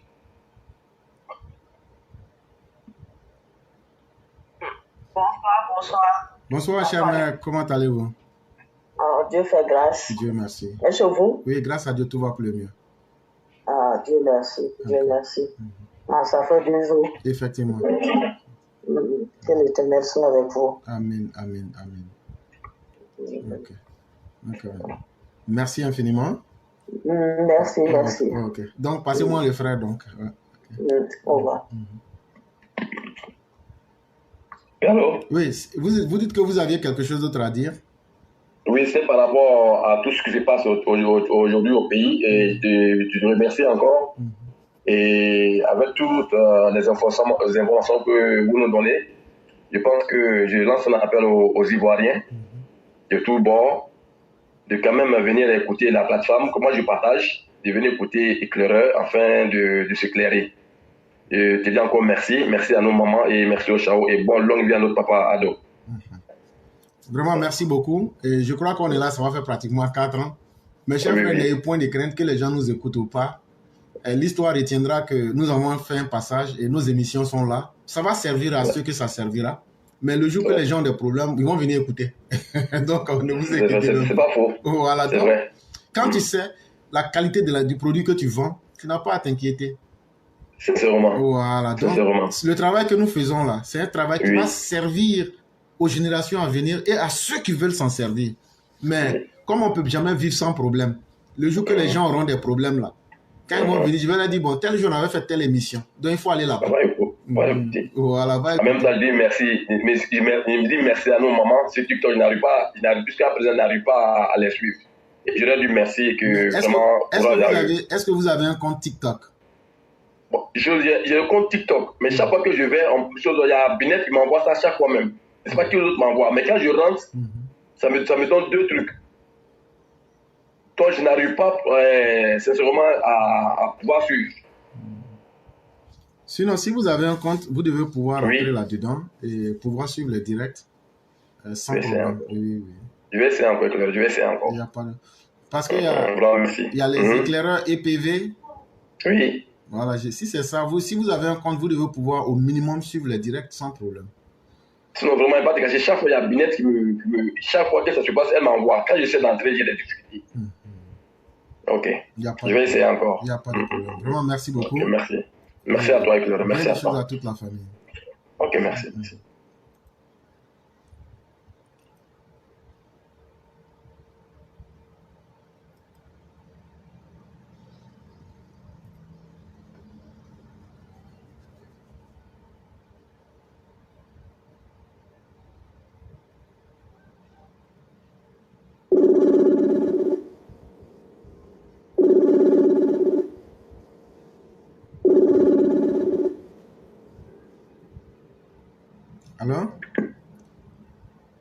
Allô? Allô, bonsoir Éclaireur Pro Vérité. Bonsoir le cyclone puissance 1000, comment allez-vous? Alhamdulillah, ça va chez vous? Dieu merci, tout va très bien. Donc on va vous laisser vos 5 minutes. Ok, il n'y a pas de problème. Éclaireur, bonsoir à tous les Mao, bonsoir à tous les Chao, je dis bonsoir à toute la Côte d'Ivoire. Je dis bonsoir au président de la République, son excellent M. Alassane Ouattara, bonsoir à tous les membres du gouvernement. Mais Éclaireur, vu l'audio que moi je viens d'écouter, je vais parler ce que je ressens, ce que je pense, et s'il faut, si possible, et ce que je peux faire dans ce cas de situation. Chers parents, chers Ivoiriens, la République nous appelle, le président nous donne des directives. C'est-à-dire, on fait tout dans mon pays, mais je ne peux rien faire dans le pays des autres. On m'incite dans mon pays, je ne peux pas insulter dans le pays des autres. On vient brûler dans mon pays. Mais moi, je n'ai pas le droit et je ne peux pas brûler chez les autres. C'est de ça qu'il s'agit. D'abord, je vais m'adresser à ces Maliens-là. Tous ceux qui sont dans ces logiques-là, vous les Maliens, puisque vous êtes sortis, vous vous êtes assumés, revenez écouter encore. Voilà ce que nous, les Ivoiriens, on va vous dire. Il faut que vous ayez les oreilles pour nous entendre. Il faut que ça soit clair. La dernière semaine, on a vu Babo, le vieux perdant de sa génération, qui n'a rien donné à les Ivoiriens, que désolation, les assassinats et les tortures, détruit les biens des gens. Après avoir quitté au pouvoir, il a détruit la Côte d'Ivoire, assassiné même les Ivoiriens et les étrangers. Tout le monde est témoin. Et on a vu celui qui veut les frères, allez-y dans vos archives, dans l'ambassade malienne, vous allez avoir là-bas Combien de hommes maliens qui ont été assassinés par Laurent Gbagbo et ses suiveurs de Boudé? Ça fait un point. Si vous avez oublié, nous qui sommes victimes à travers vous, nous on va vous rappeler. Dédé, c'est bien maudit qui est Gbagbo, qui allait s'asseoir pour moi, où il est divorcé à l'aéroport. C'est sa femme pour lui que je ouvre mes bras. Cher malin, quand Gbagbo a dit qu'il ouvre ses bras là, il n'a pas militant. Pour te rappeler, cher malien, Gbagbo a pris le pouvoir par accident. Et nous tous, on a contribué. Que Dieu maudit ce jour-là. Oui, parce qu'on a été manipulé par un manipulateur et un menteur notoire qui est Laurent Gbagbo. Et tous ses suiveurs.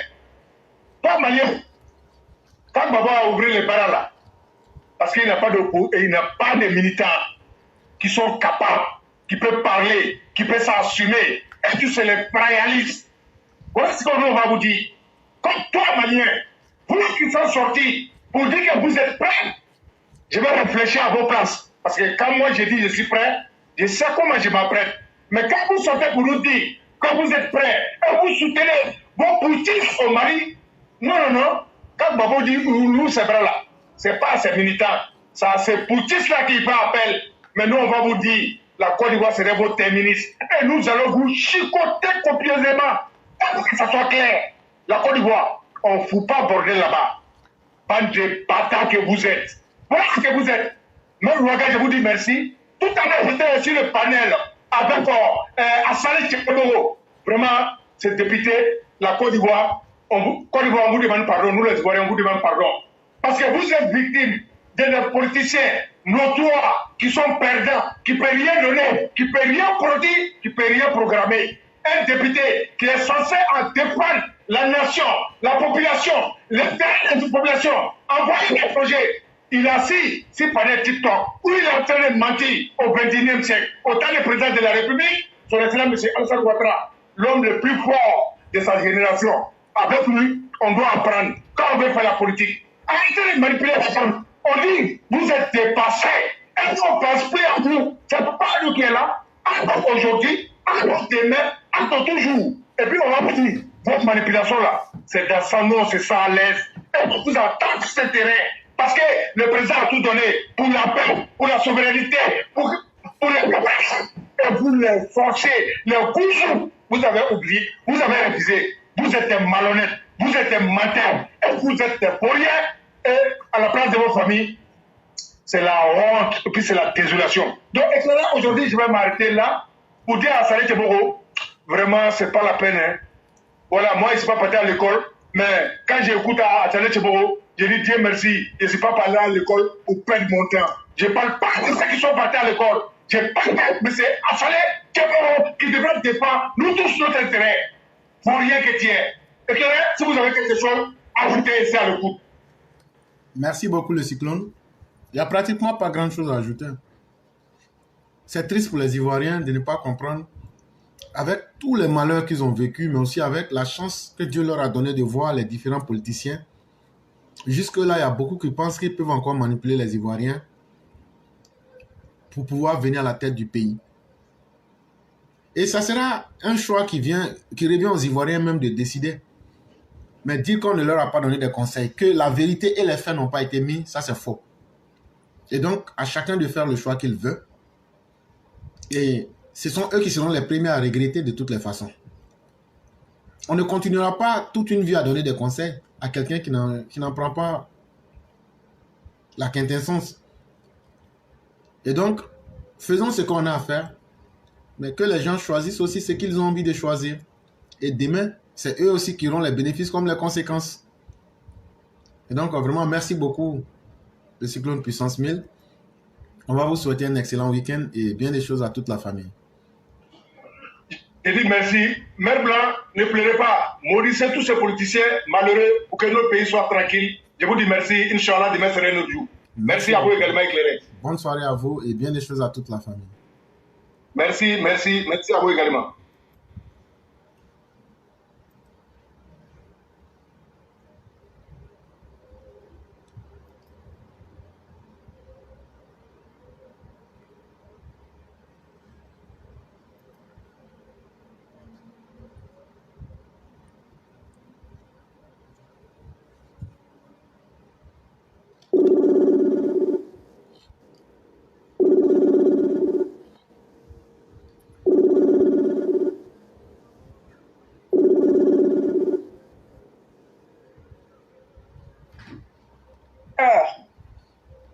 Bonsoir, chère mère, comment allez-vous?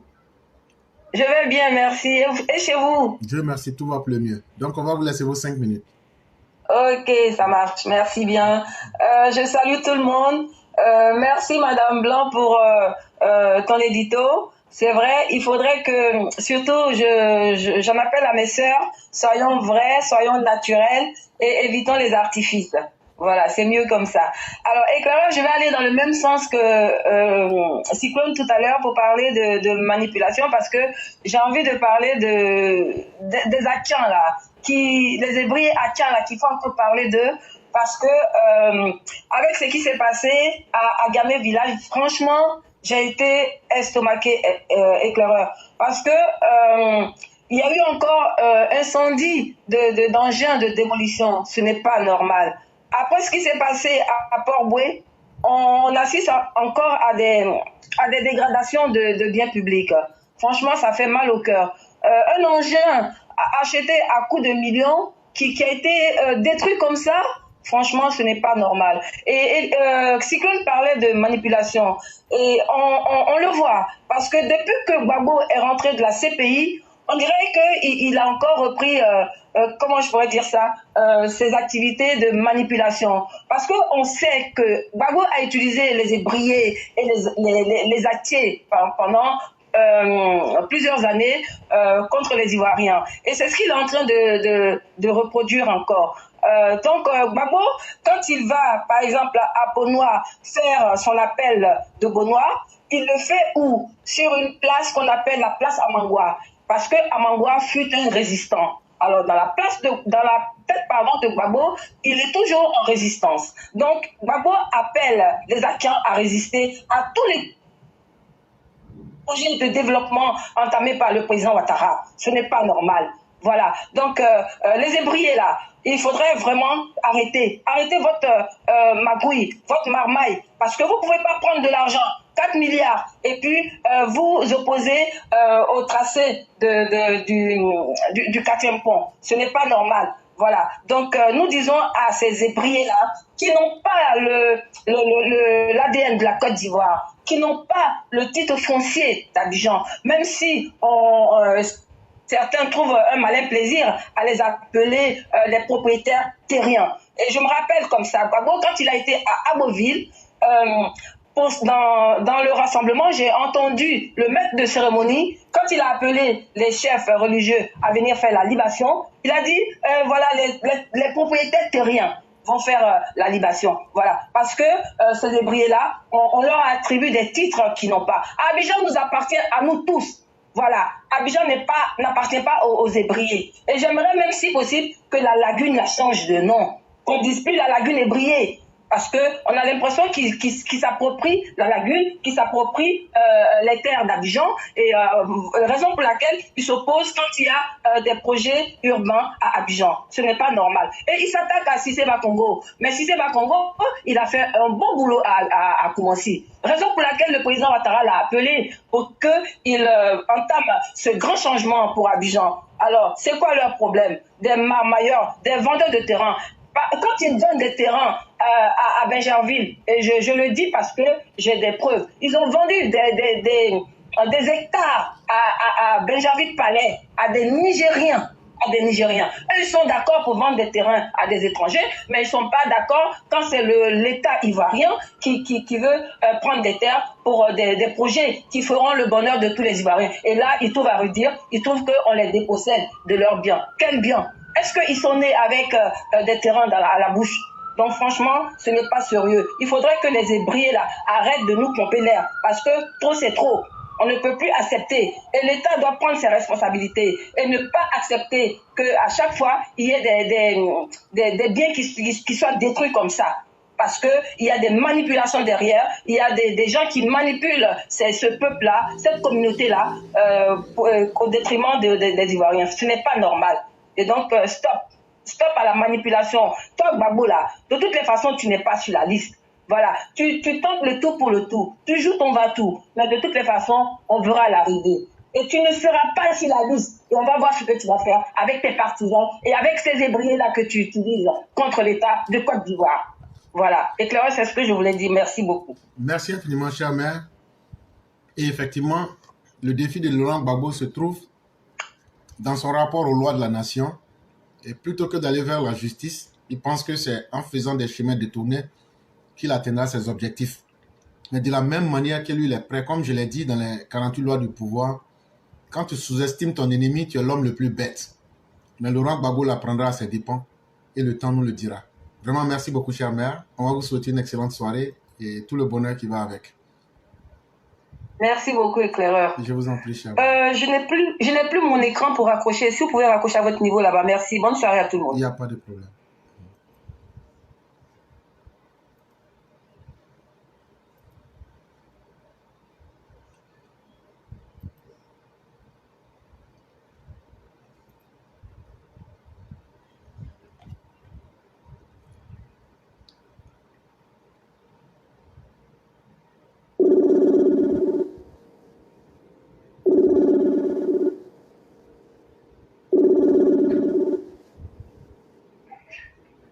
Oui, allô? Bonjour, cher frère, comment allez-vous? Oui, bonsoir, cher éclaireur. Ok, donc on vous laisse vos 5 minutes. Ok, bonsoir à toi et bonsoir à toute la classe. Encore merci. Mais j'ai écouté un petit passage de ton intervention après Cyclone qui me fait penser que tu es en train de décourager, mais je crois que le découragement n'est pas ivoirien, on l'a déjà dit. Le combat est dans le bon sens, on ne peut pas se décourager maintenant, l'éclaireur. Qui se décourage? Comment? Tu dis qui se décourage? Toi, j'ai écouté, et voilà. Et je suis en train de préparer mon plan pour aller au boulot. C'est le boulot qui est dans ma tête actuellement. Ah, ok, vraiment. Donc, on va faire rapidement pour qu'on puisse aller chercher notre pain. C'est très important. Éclairé, je vais commencer par parler de cette AES-là. Ces 3 voyous poutistes qui ont pris le pouvoir par les coups d'État qui n'avaient pas de sens. Et dans les constitutions, dans les soi-disant constitutions ou consultations de la classe politique ou de la nation, qui ont mis expressément vraiment souligné en gras que les coups d'État sont interdits. C'est-à-dire qu'eux-mêmes, là, qui sont venus par les coups d'État, ils savent que les coups d'État ne sont pas bons pour notre peuple. Et aujourd'hui, il faut dire à tout ce peuple qui est pris en otage ou qui soutiennent volontairement ou involontairement ces voyous-là que les coups d'État ne sont pas bons pour nos peuples. Et les coups d'État ne vont jamais être bons pour notre peuple. Ceux-là, ils ne pourront rien apporter à leur pays, ils ne pourront rien apporter à l'Afrique, ils ne vont rien apporter. Et on voit aujourd'hui leur incapacité à gérer cette situation-là. Le PRS, ça m'amène à dire qu'aujourd'hui, la Côte d'Ivoire est sécurisée. La Côte d'Ivoire est un pays en sécurité, la Côte d'Ivoire est un pays en développement. J'écoute beaucoup de gens qui disent que le président avait promis l'émergence en 2020, mais voilà, il a échoué. Et ces gens-là n'ont pas compris que l'émergence n'est pas une ligne d'arrivée. L'émergence est un chemin pour arriver au développement. Et aujourd'hui, la Côte d'Ivoire présente des indices pour arriver au développement. Ce qui me fait penser, en tout cas, vu tout ce qui se passe en Côte d'Ivoire, la Côte d'Ivoire est un pays émergent, bel et bien émergent et qui pèse ma mot. Et clair, aujourd'hui, on a écouté le ministre de la Défense, ministre d'État, ministre de la Défense, Téné Bédiaïma, qui a abordé le sujet du retrait du 43e Bima. Durant des années, on nous a fait croire qu'on n'était pas souverain parce qu'il y avait le 43e Bima. Je vous rappelle que l'Allemagne est un pays développé, un pays souverain, mais aujourd'hui, il y a une base américaine en Allemagne. Il y a une base américaine en Corée. Donc, c'est pour vous dire que la présence des militaires étrangers ne peut à rien enlever nos souverainetés. Quand on a vu ces voyous au Burkina, au Mali, au Niger chanter, chasser même les gens. Ça, c'est de coopération. Quand on peut coopérer, et puis pas forcément être sous l'emprise de ces armées-là. Donc, pour vous dire qu'aujourd'hui, on peut relancer des accords, on peut signer des accords, on peut même rompre des partenariats sans forcément faire la guerre. Et aujourd'hui, la Côte d'Ivoire est en train de nous démontrer que le 43e Bima peut partir ou peut rester, mais que la Côte d'Ivoire est souveraine. Tous ces pays où il y a des bases, qui aujourd'hui là, nous sommes tous souverains. Parce que c'est nous-mêmes qui prenons nos décisions et la Côte d'Ivoire a pris la décision de rester et d'accepter l'armée française ou de ne pas accepter l'armée française. Donc, ces discours qui nous ramènent dans des débats vraiment qui sont révolus depuis les indépendances, nous sommes des pays indépendants. Donc, on peut rompre, on peut reconduire des contrats sans forcément être sous l'emprise de ces pays-là. La Côte d'Ivoire, ça va. Aujourd'hui, on se rappelle, quand Oufo-Boigny signait ses accords au lendemain des indépendances, c'est les mêmes pays-là, c'est les mêmes voyous-là qui ne veulent pas aller au développement, qui n'ont rien à proposer à les peuples, qui ont accusé au Faux-Boigny des traits. Et aujourd'hui, ces voyous-là, ces gens qui n'ont rien compris du développement, qui n'ont rien compris du cheminement du monde, aujourd'hui traitent le président Alassane Ouattara de traite parce qu'il est en train de collaborer avec. Aujourd'hui, vous voyez, la France n'est même pas le partenaire numéro 1 de la Côte d'Ivoire. Il vous reste 1 minute. Ok, donc j'ai fini pour dire qu'on peut rompre des accords, on peut renégocier les accords sans forcément aller à la guerre. Vraiment, merci encore au président de la République qui nous montre chaque jour le chemin qu'il faut prendre. L'évolution du monde, là, ce n'est pas la guerre. Comme il a dit, il y a tellement de rendez-vous que l'Afrique a raté, on ne peut plus se permettre de suivre ces voyous-là. Vraiment, merci encore à toi. Et merci au président de la République pour la vision qu'il nous montre chaque jour, pour la leçon qu'il nous donne. On a encore besoin de lui. Et en 2025, il sera là. Comme l'a dit Cyclone, Alassane Ouattara demain, Alassane Ouattara après-demain, Alassane Ouattara toujours. Merci beaucoup. On vous souhaite une excellente soirée et bien des choses à toute la famille. Ok, merci à toi. Merci beaucoup.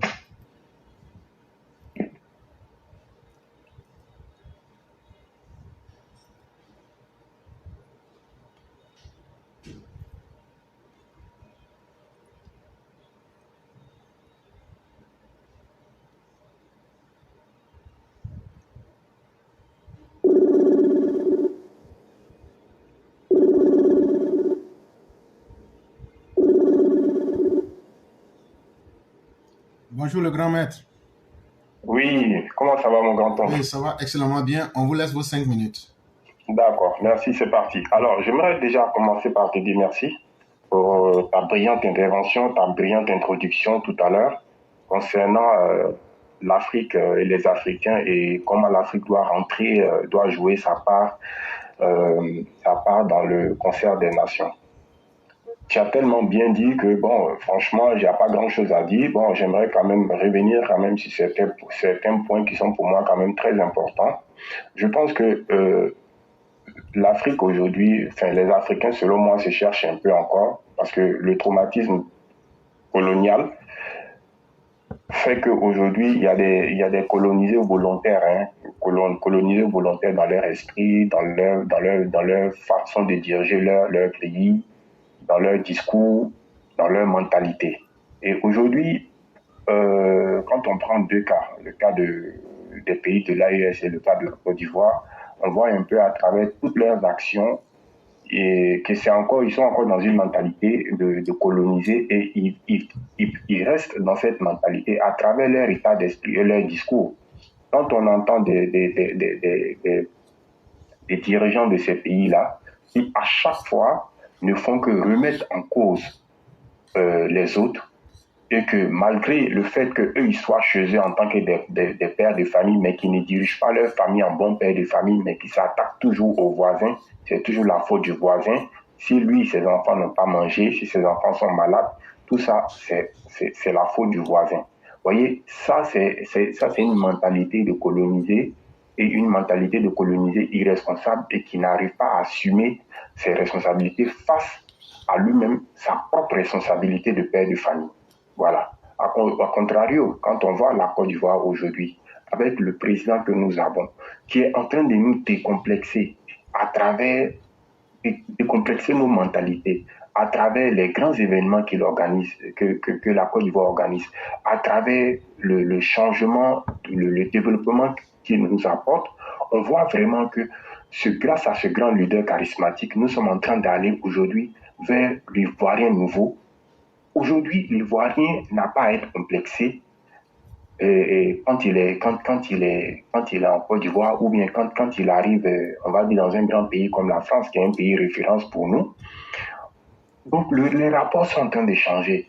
C'est-à-dire tout ce qu'il trouve en France, il peut le trouver en Côte d'Ivoire. Et moi, il y a une montre de luxe qui est vraiment très très très connue, voilà, avec une couronne, je dirais comme ça, pour ne pas faire de publicité. Mais cette montre-là se vend en Côte d'Ivoire. Et même pour l'acheter, on est obligé d'être sur une liste d'attente. C'est pour dire qu'aujourd'hui, l'Ivoirien a tout ce qu'il veut. Ça nous fait du bien et ça fait du bien à la mentalité. Et ça, c'est très important. Et ça, on ne peut que féliciter notre grand leader et notre grand guide, le grand président Alassane Ouattara, pour cela. Parce que la transformation de la Côte d'Ivoire aujourd'hui surprend beaucoup de personnes. Mais nous, qui avons cru en ce monsieur-là depuis les années 90, nous ne sommes pas surpris. Parce qu'on sentait que ce monsieur-là était là vraiment pour transformer la Côte d'Ivoire. Et voilà pourquoi aujourd'hui, il a eu beaucoup d'animosité, beaucoup de haine contre sa personne. Voyez? Et aujourd'hui, pourquoi on l'a empêché aujourd'hui pourquoi il a eu beaucoup d'obstacles sur son chemin? Mais il a cru en son destin, nous avons cru en lui. Aujourd'hui, c'est nous qui sommes les plus heureux et c'est nous qui sommes fiers. Même si tout n'est pas parfait, mais aujourd'hui, nous savons que avec le président Alassane Ouattara, la Côte d'Ivoire a une vision claire de son chemin. La Côte d'Ivoire sait où elle veut aller.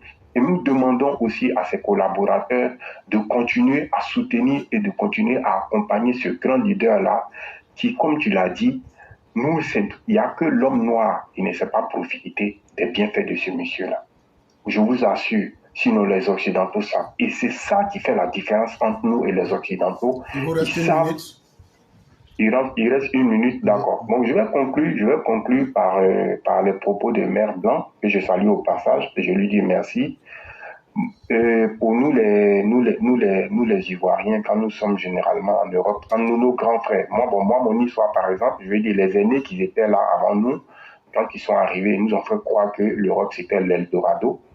Mais quand nous sommes arrivés, nous avons vu que franchement, c'était autre chose. Et moi, je me rappelle, j'ai pris mon courage, j'ai dit, quand je suis allé dans les années 2005-2004, quand je suis allé pour la première fois au pays, retourné pour la première fois au pays, j'ai dit que moi, mon premier boulot en Europe, là, j'ai fait vigile, je me suis arrêté de 14h jusqu'à minuit.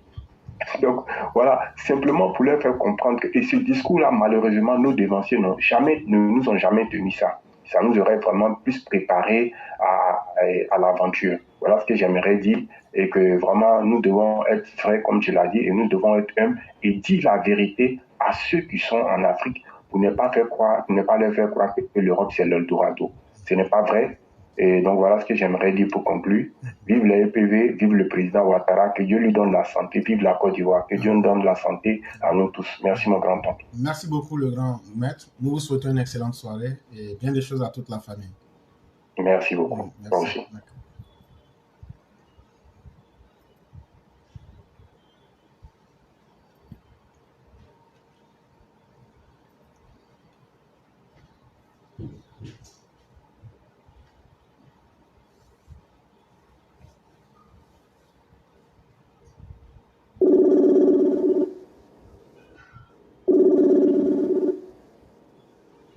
Bonjour, Chama. Bonjour. Comment allez-vous? Je vais bien et vous? Ok, ça va très bien. Donc, on vous laisse vos 5 minutes. D'accord, merci beaucoup de me laisser la parole. Je salue tout le monde. Voilà, donc je voulais vous... Soro Guillaume, je sais pas, on dirait qu'en ce moment, vous avez perdu, votre sérénité. Apparemment, vous êtes guéri maintenant. Vous avez fait sortir tous vos perroquets affamés. Hein? Voilà. Maintenant, toi, Maïmouna Kamara, là, tu dis quoi? Alias la guêpe. Tu dis quoi? Que notre députée Adjaratou Traoré a été, elle n'a pas été loin à l'école. Voilà, donc on l'a aidé, on l'a poussé, comme d'après toi, tu sais comment ça se passe dans notre pays. Voilà, donc en quelque sorte, on couche avec les femmes et après on les pousse pour les mettre devant. Voilà, je comprends pourquoi tu dis ça. Parce que comme Soro Guillaume, étant un gigolo, pour ne pas payer, les honoraires des femmes qui travaillent avec lui là. Il couche avec elles pour pouvoir ne pas payer. Nous avons vu le cas de cette chose-là, son avocate là, Afouchata Bamala. Nous avons vu son cas pour ne pas payer ses honoraires d'avocate là. Il allait coucher avec elle pour lui coller un bébé. Soro Guillaume est connu pour ça. Il est connu pour être un gigolo patenté.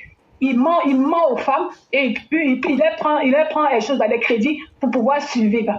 Hein, ça fait partie de ces combines aussi. Et même avec toi-même là, il était obligé de boire bandit pour se saouler la gueule pour pouvoir aller avec toi. Tellement que tu es laide, tellement que tu es sèche. Tu n'es pas sèche, tu es sèche comme Maïndjaran là. Puis là est rentré, tout ce qu'on voit là, c'est les os qu'on voit derrière toi. Et puis en plus, ta bouche là, comment on appelle là, ta gueule, ton museau qui est devant toi, qui te sert de bouche là. C'est ça seulement qui est là. Visage là même on peut pas regarder, vilaine comment on appelle là, de tous les côtés. Hein? Toi et puis tu dis quoi que je connais d'autres pays. Quel pays? La Côte d'Ivoire c'est ton pays? Hein? La Côte d'Ivoire c'est ton pays. Qui t'a dit que la Côte d'Ivoire était ton pays? Hein? Sale pute là. Qui a dit que la Côte d'Ivoire était ton pays? Tu as fini de parler de la Guinée et puis le Mali. C'est deux pays là qui est ton pays. On t'a pas dit qu'on va t'arracher notre nationalité là? Hein? Bande de comment on appelle, d'affamés que tu sois. Toi, tu sais ce qu'on appelle aller à l'école? Toi, tu as été où? Hein? Tellement que tu n'es allé nulle part, tellement que tu vaux rien là. Tu es aux États-Unis là même là, incapable de travailler avec sa tête pour créer quelque chose. Tu es obligé de venir t'asseoir, raconter ta merde, raconter des bêtises, annoncer le décès des gens et la mort des gens pour pouvoir te nourrir. C'est tout ce que tu sers à faire. Toi aussi, tu vas venir dire que quelqu'un n'a pas été loin à l'école? Imbécile là, Yerolombari, Sunguru Bamso. Demain encore, il faut venir parler. Je n'ai pas assez de temps aujourd'hui. Et puis toi, chose, comment on appelle là, Amira Blindé, toi, tu dis quoi? Toi, tu dis quoi? Que oui, comment on appelle, tous les malheurs qui se passent, comment on appelle là, en Côte d'Ivoire, là, c'est la faute du président, c'est à cause de lui que, comment on appelle là, il y a les accidents, c'est à cause de lui que, comment on appelle là, les gens se jettent sous les ponts. Oui, en fait, il rend malheureux les gens, il casse les coins, et puis il manque, ils ont donné l'argent, comment on appelle là, au chef du village, comment on appelle là, de Adjamé Baoulé, que alors que c'est faux, oui, il rend triste tout le monde, voilà, il doit quitter là, il ne doit pas rester là, le pays ne l'appartient pas, il plein de bêtises. Hein? Toi, il y a un déon. Ma fille, oui, comme la président, comme trois filles d'alors. Ma fille, hein?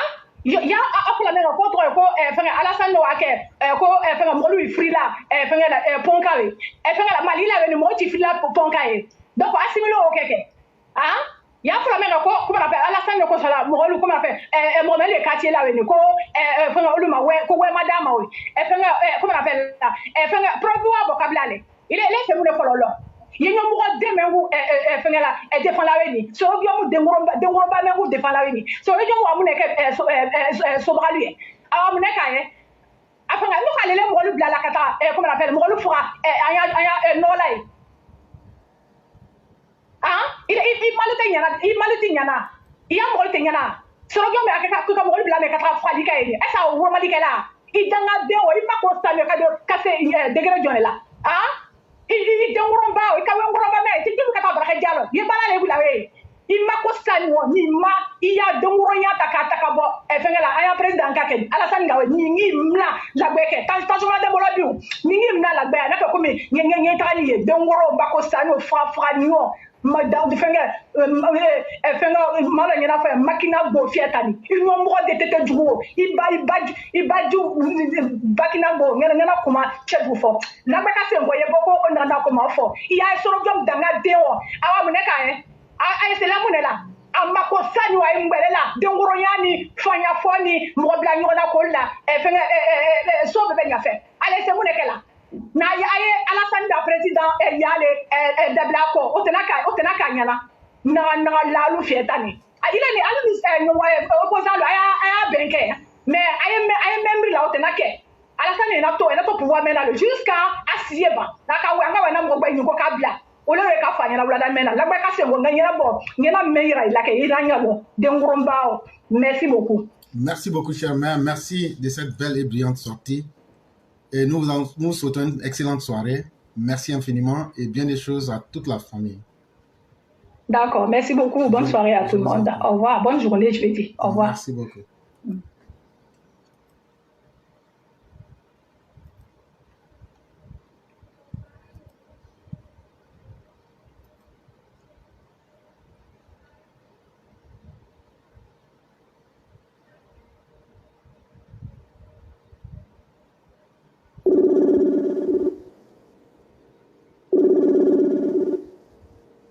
Allô?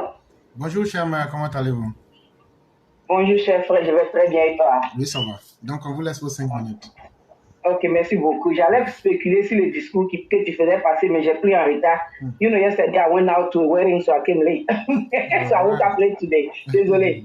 Ok, je vais suivre, comme demain TikTok, voilà, on aura tout le temps. Tous ceux qui sont sur les EPV, on a TikTok demain, donc là-bas on peut développer tous les sujets qu'on voudra. Donc n'hésitez pas, ceux qui ne sont pas encore abonnés, abonnez-vous à la page, parce qu'il y a un frère qui vient de parler tout à l'heure, qui a des difficultés à rentrer dans le TikTok. Si vous n'êtes pas abonné, vous allez toujours avoir ces mêmes difficultés. Abonnez-vous à la page, comme ça, dès qu'on partage, vous rentrez directement. Mais si vous n'êtes pas abonné, vous aurez toujours des difficultés. Vraiment, merci, et demain c'est TikTok. Donc, préparez-vous pour demain 16h heure de Paris. L'éclairage, je vais seulement parler sur l'édito de la brave et vaillante Maman Blanc. Franchement, il faut qu'on se dise la vérité.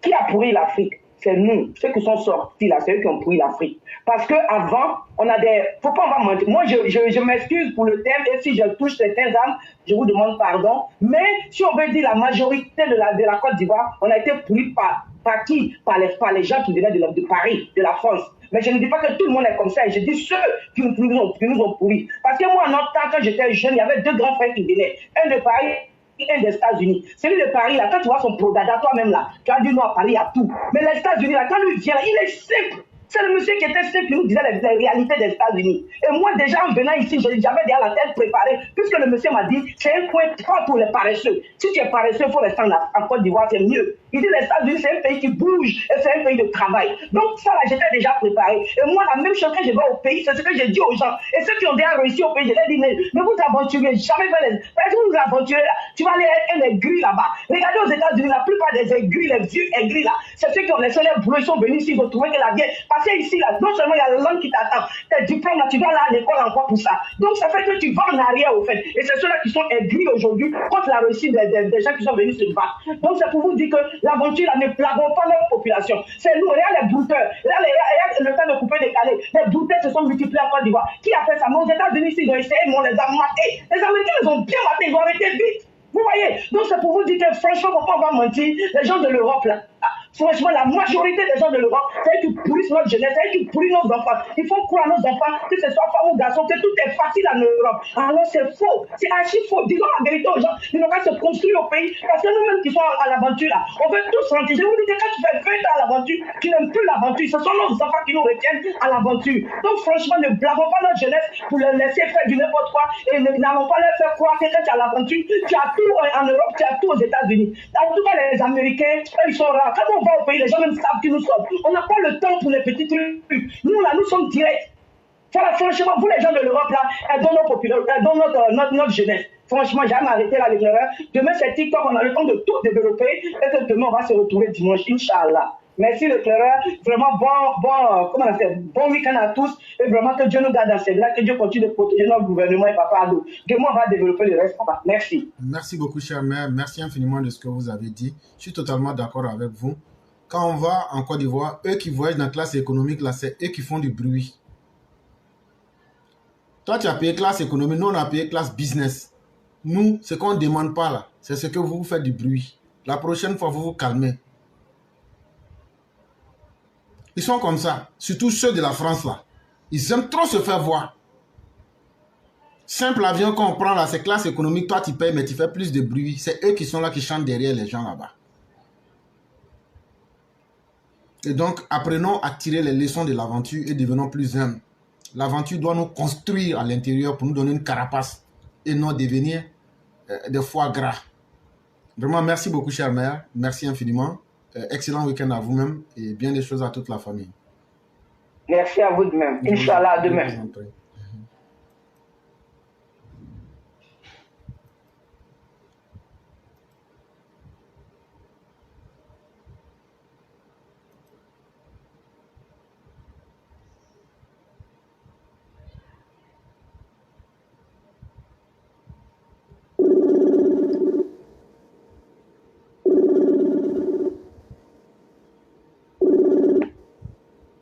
Bonjour, cher frère. Oui, bonjour, cher frère Flora. Donc, on va vous laisser rapidement la parole. Je vous remercie de me donner la parole. Alors, je vous remercie beaucoup pour le développement du premier sujet. parce que en réalité, ce que vous avez développé dans le premier sujet est très important. Cela nous encourage à nous remettre tout simplement au travail. Mais comme il y a la question du temps qui compte, je vais m'exprimer au plus en 5 minutes sur le niveau de manipulation des masses au Burkina et au Mali. J'ai pris le temps ces derniers temps de regarder certains forums burkinabés et maliens sur les réseaux sociaux et je me rends compte que franchement, le Burkina Faso et le Mali sont vraiment dans les décombres. C'est difficile à dire, hein, mais je vous dis, ces deux pays-là, je ne suis pas sûr que ces deux pays vont s'en sortir encore. Même si ce sera le cas, ce n'est plus pour maintenant. Hein. Parce que vous voyez à quel point le niveau de manipulation et le niveau d'abrutissement est très, très, très élevé. Au point qu'aujourd'hui, vraiment, c'est difficile. Mais si j'en parle, c'est en même temps pour alerter toute la Côte d'Ivoire. Le niveau de manipulation des masses au Mali et au Burkina Faso, le niveau d'abrutissement des masses au Burkina Faso et au Mali. Si la Côte d'Ivoire laisse les ressortissants de ces deux pays entrer en masse sur son territoire, je vous assure que ce sera la catastrophe pour la Côte d'Ivoire. La façon dont ils réfléchissent, la façon dont ils pensent et la façon dont ils appréhendent les choses aujourd'hui, c'est la catastrophe totale. Donc c'est pour dire à nos autorités quoi, au juste. Il va falloir prendre toutes les dispositions qui s'imposent pour ne plus laisser les ressortissants de ces pays rentrer en grand nombre dans notre pays.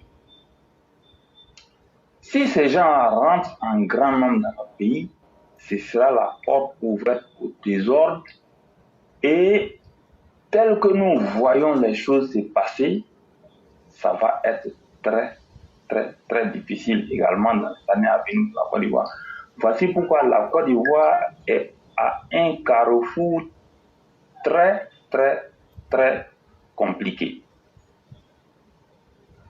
Il faut beaucoup faire attention. Nous devons beaucoup travailler l'information. Nous devons beaucoup sensibiliser. Nous devons éduquer les gens. Nous devons former. C'est à juste titre que le gouvernement ivoirien a bien vu d'initier plusieurs projets d'ordre sociaux et plusieurs formations dans les régions frontalières avec ces deux pays. Vraiment, il faut faire quelque chose. Sinon, ce n'est pas bon. La Côte d'Ivoire doit remettre les bouchées doubles. La Côte d'Ivoire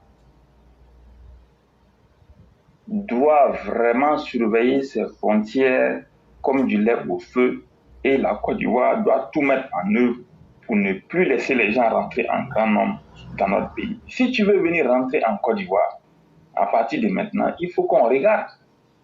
Si tu es venu pour acheter des marchandises réparties, il n'y a pas de problème.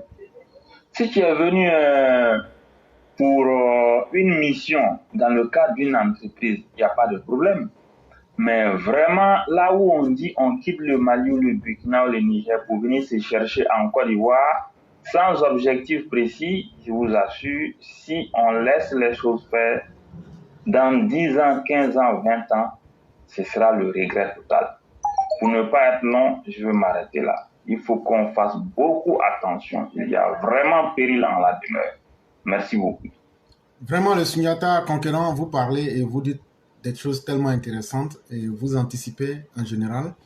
Vraiment, ce que vous dites, nous sommes complètement d'avis et c'est une réalité qui s'impose aujourd'hui. Il va falloir qu'on redéfinisse même les termes même des mouvements humains dans la sous-région ouest africaine. D'autres ne peuvent pas être là en train de tirer les bénéfices et créer des problèmes à la fois. C'est ce que sont devenus ces pays de l'AES. à un certain moment, il faut mettre fin à la saignée. Sinon, ça sera même la fin du système. Et vraiment, merci infiniment. Merci à tous ceux qui nous ont suivis aujourd'hui. En 1 ou 2 minutes, on va vous laisser faire la conclusion.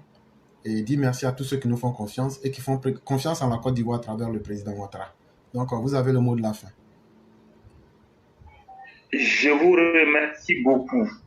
Mon mot de la fin va porter de façon brève sur cette altercation qu'il y a eu dans le village d'Adjamé. Il y a un article de presse qui vient d'apparaître sur Kouassi, parce que nous n'aurons pas le temps d'expliquer tout cela en long et en large ici sur la plateforme compte tenu du temps.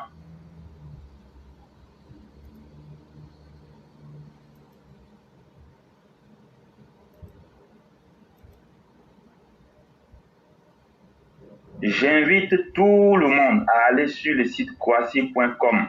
Allez-y lire l'article intitulé comme suit: Côte d'Ivoire, altercation à Adjamé village. Et si c'était une manipulation de la chefferie? Point d'interrogation. Prenez le temps en 7 minutes au plus de lire entièrement l'article. Vous allez mieux comprendre.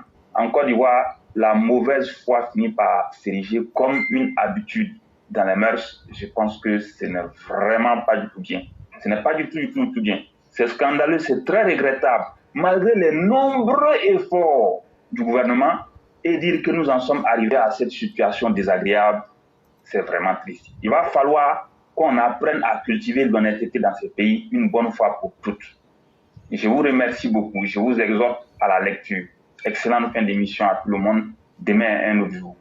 Merci à tous. Demain est un autre jour. Que Dieu nous permette de le voir dans ses grâces et dans tous ses bonheurs. Merci à vous-même, le concurrent, et bien des choses à toute la famille.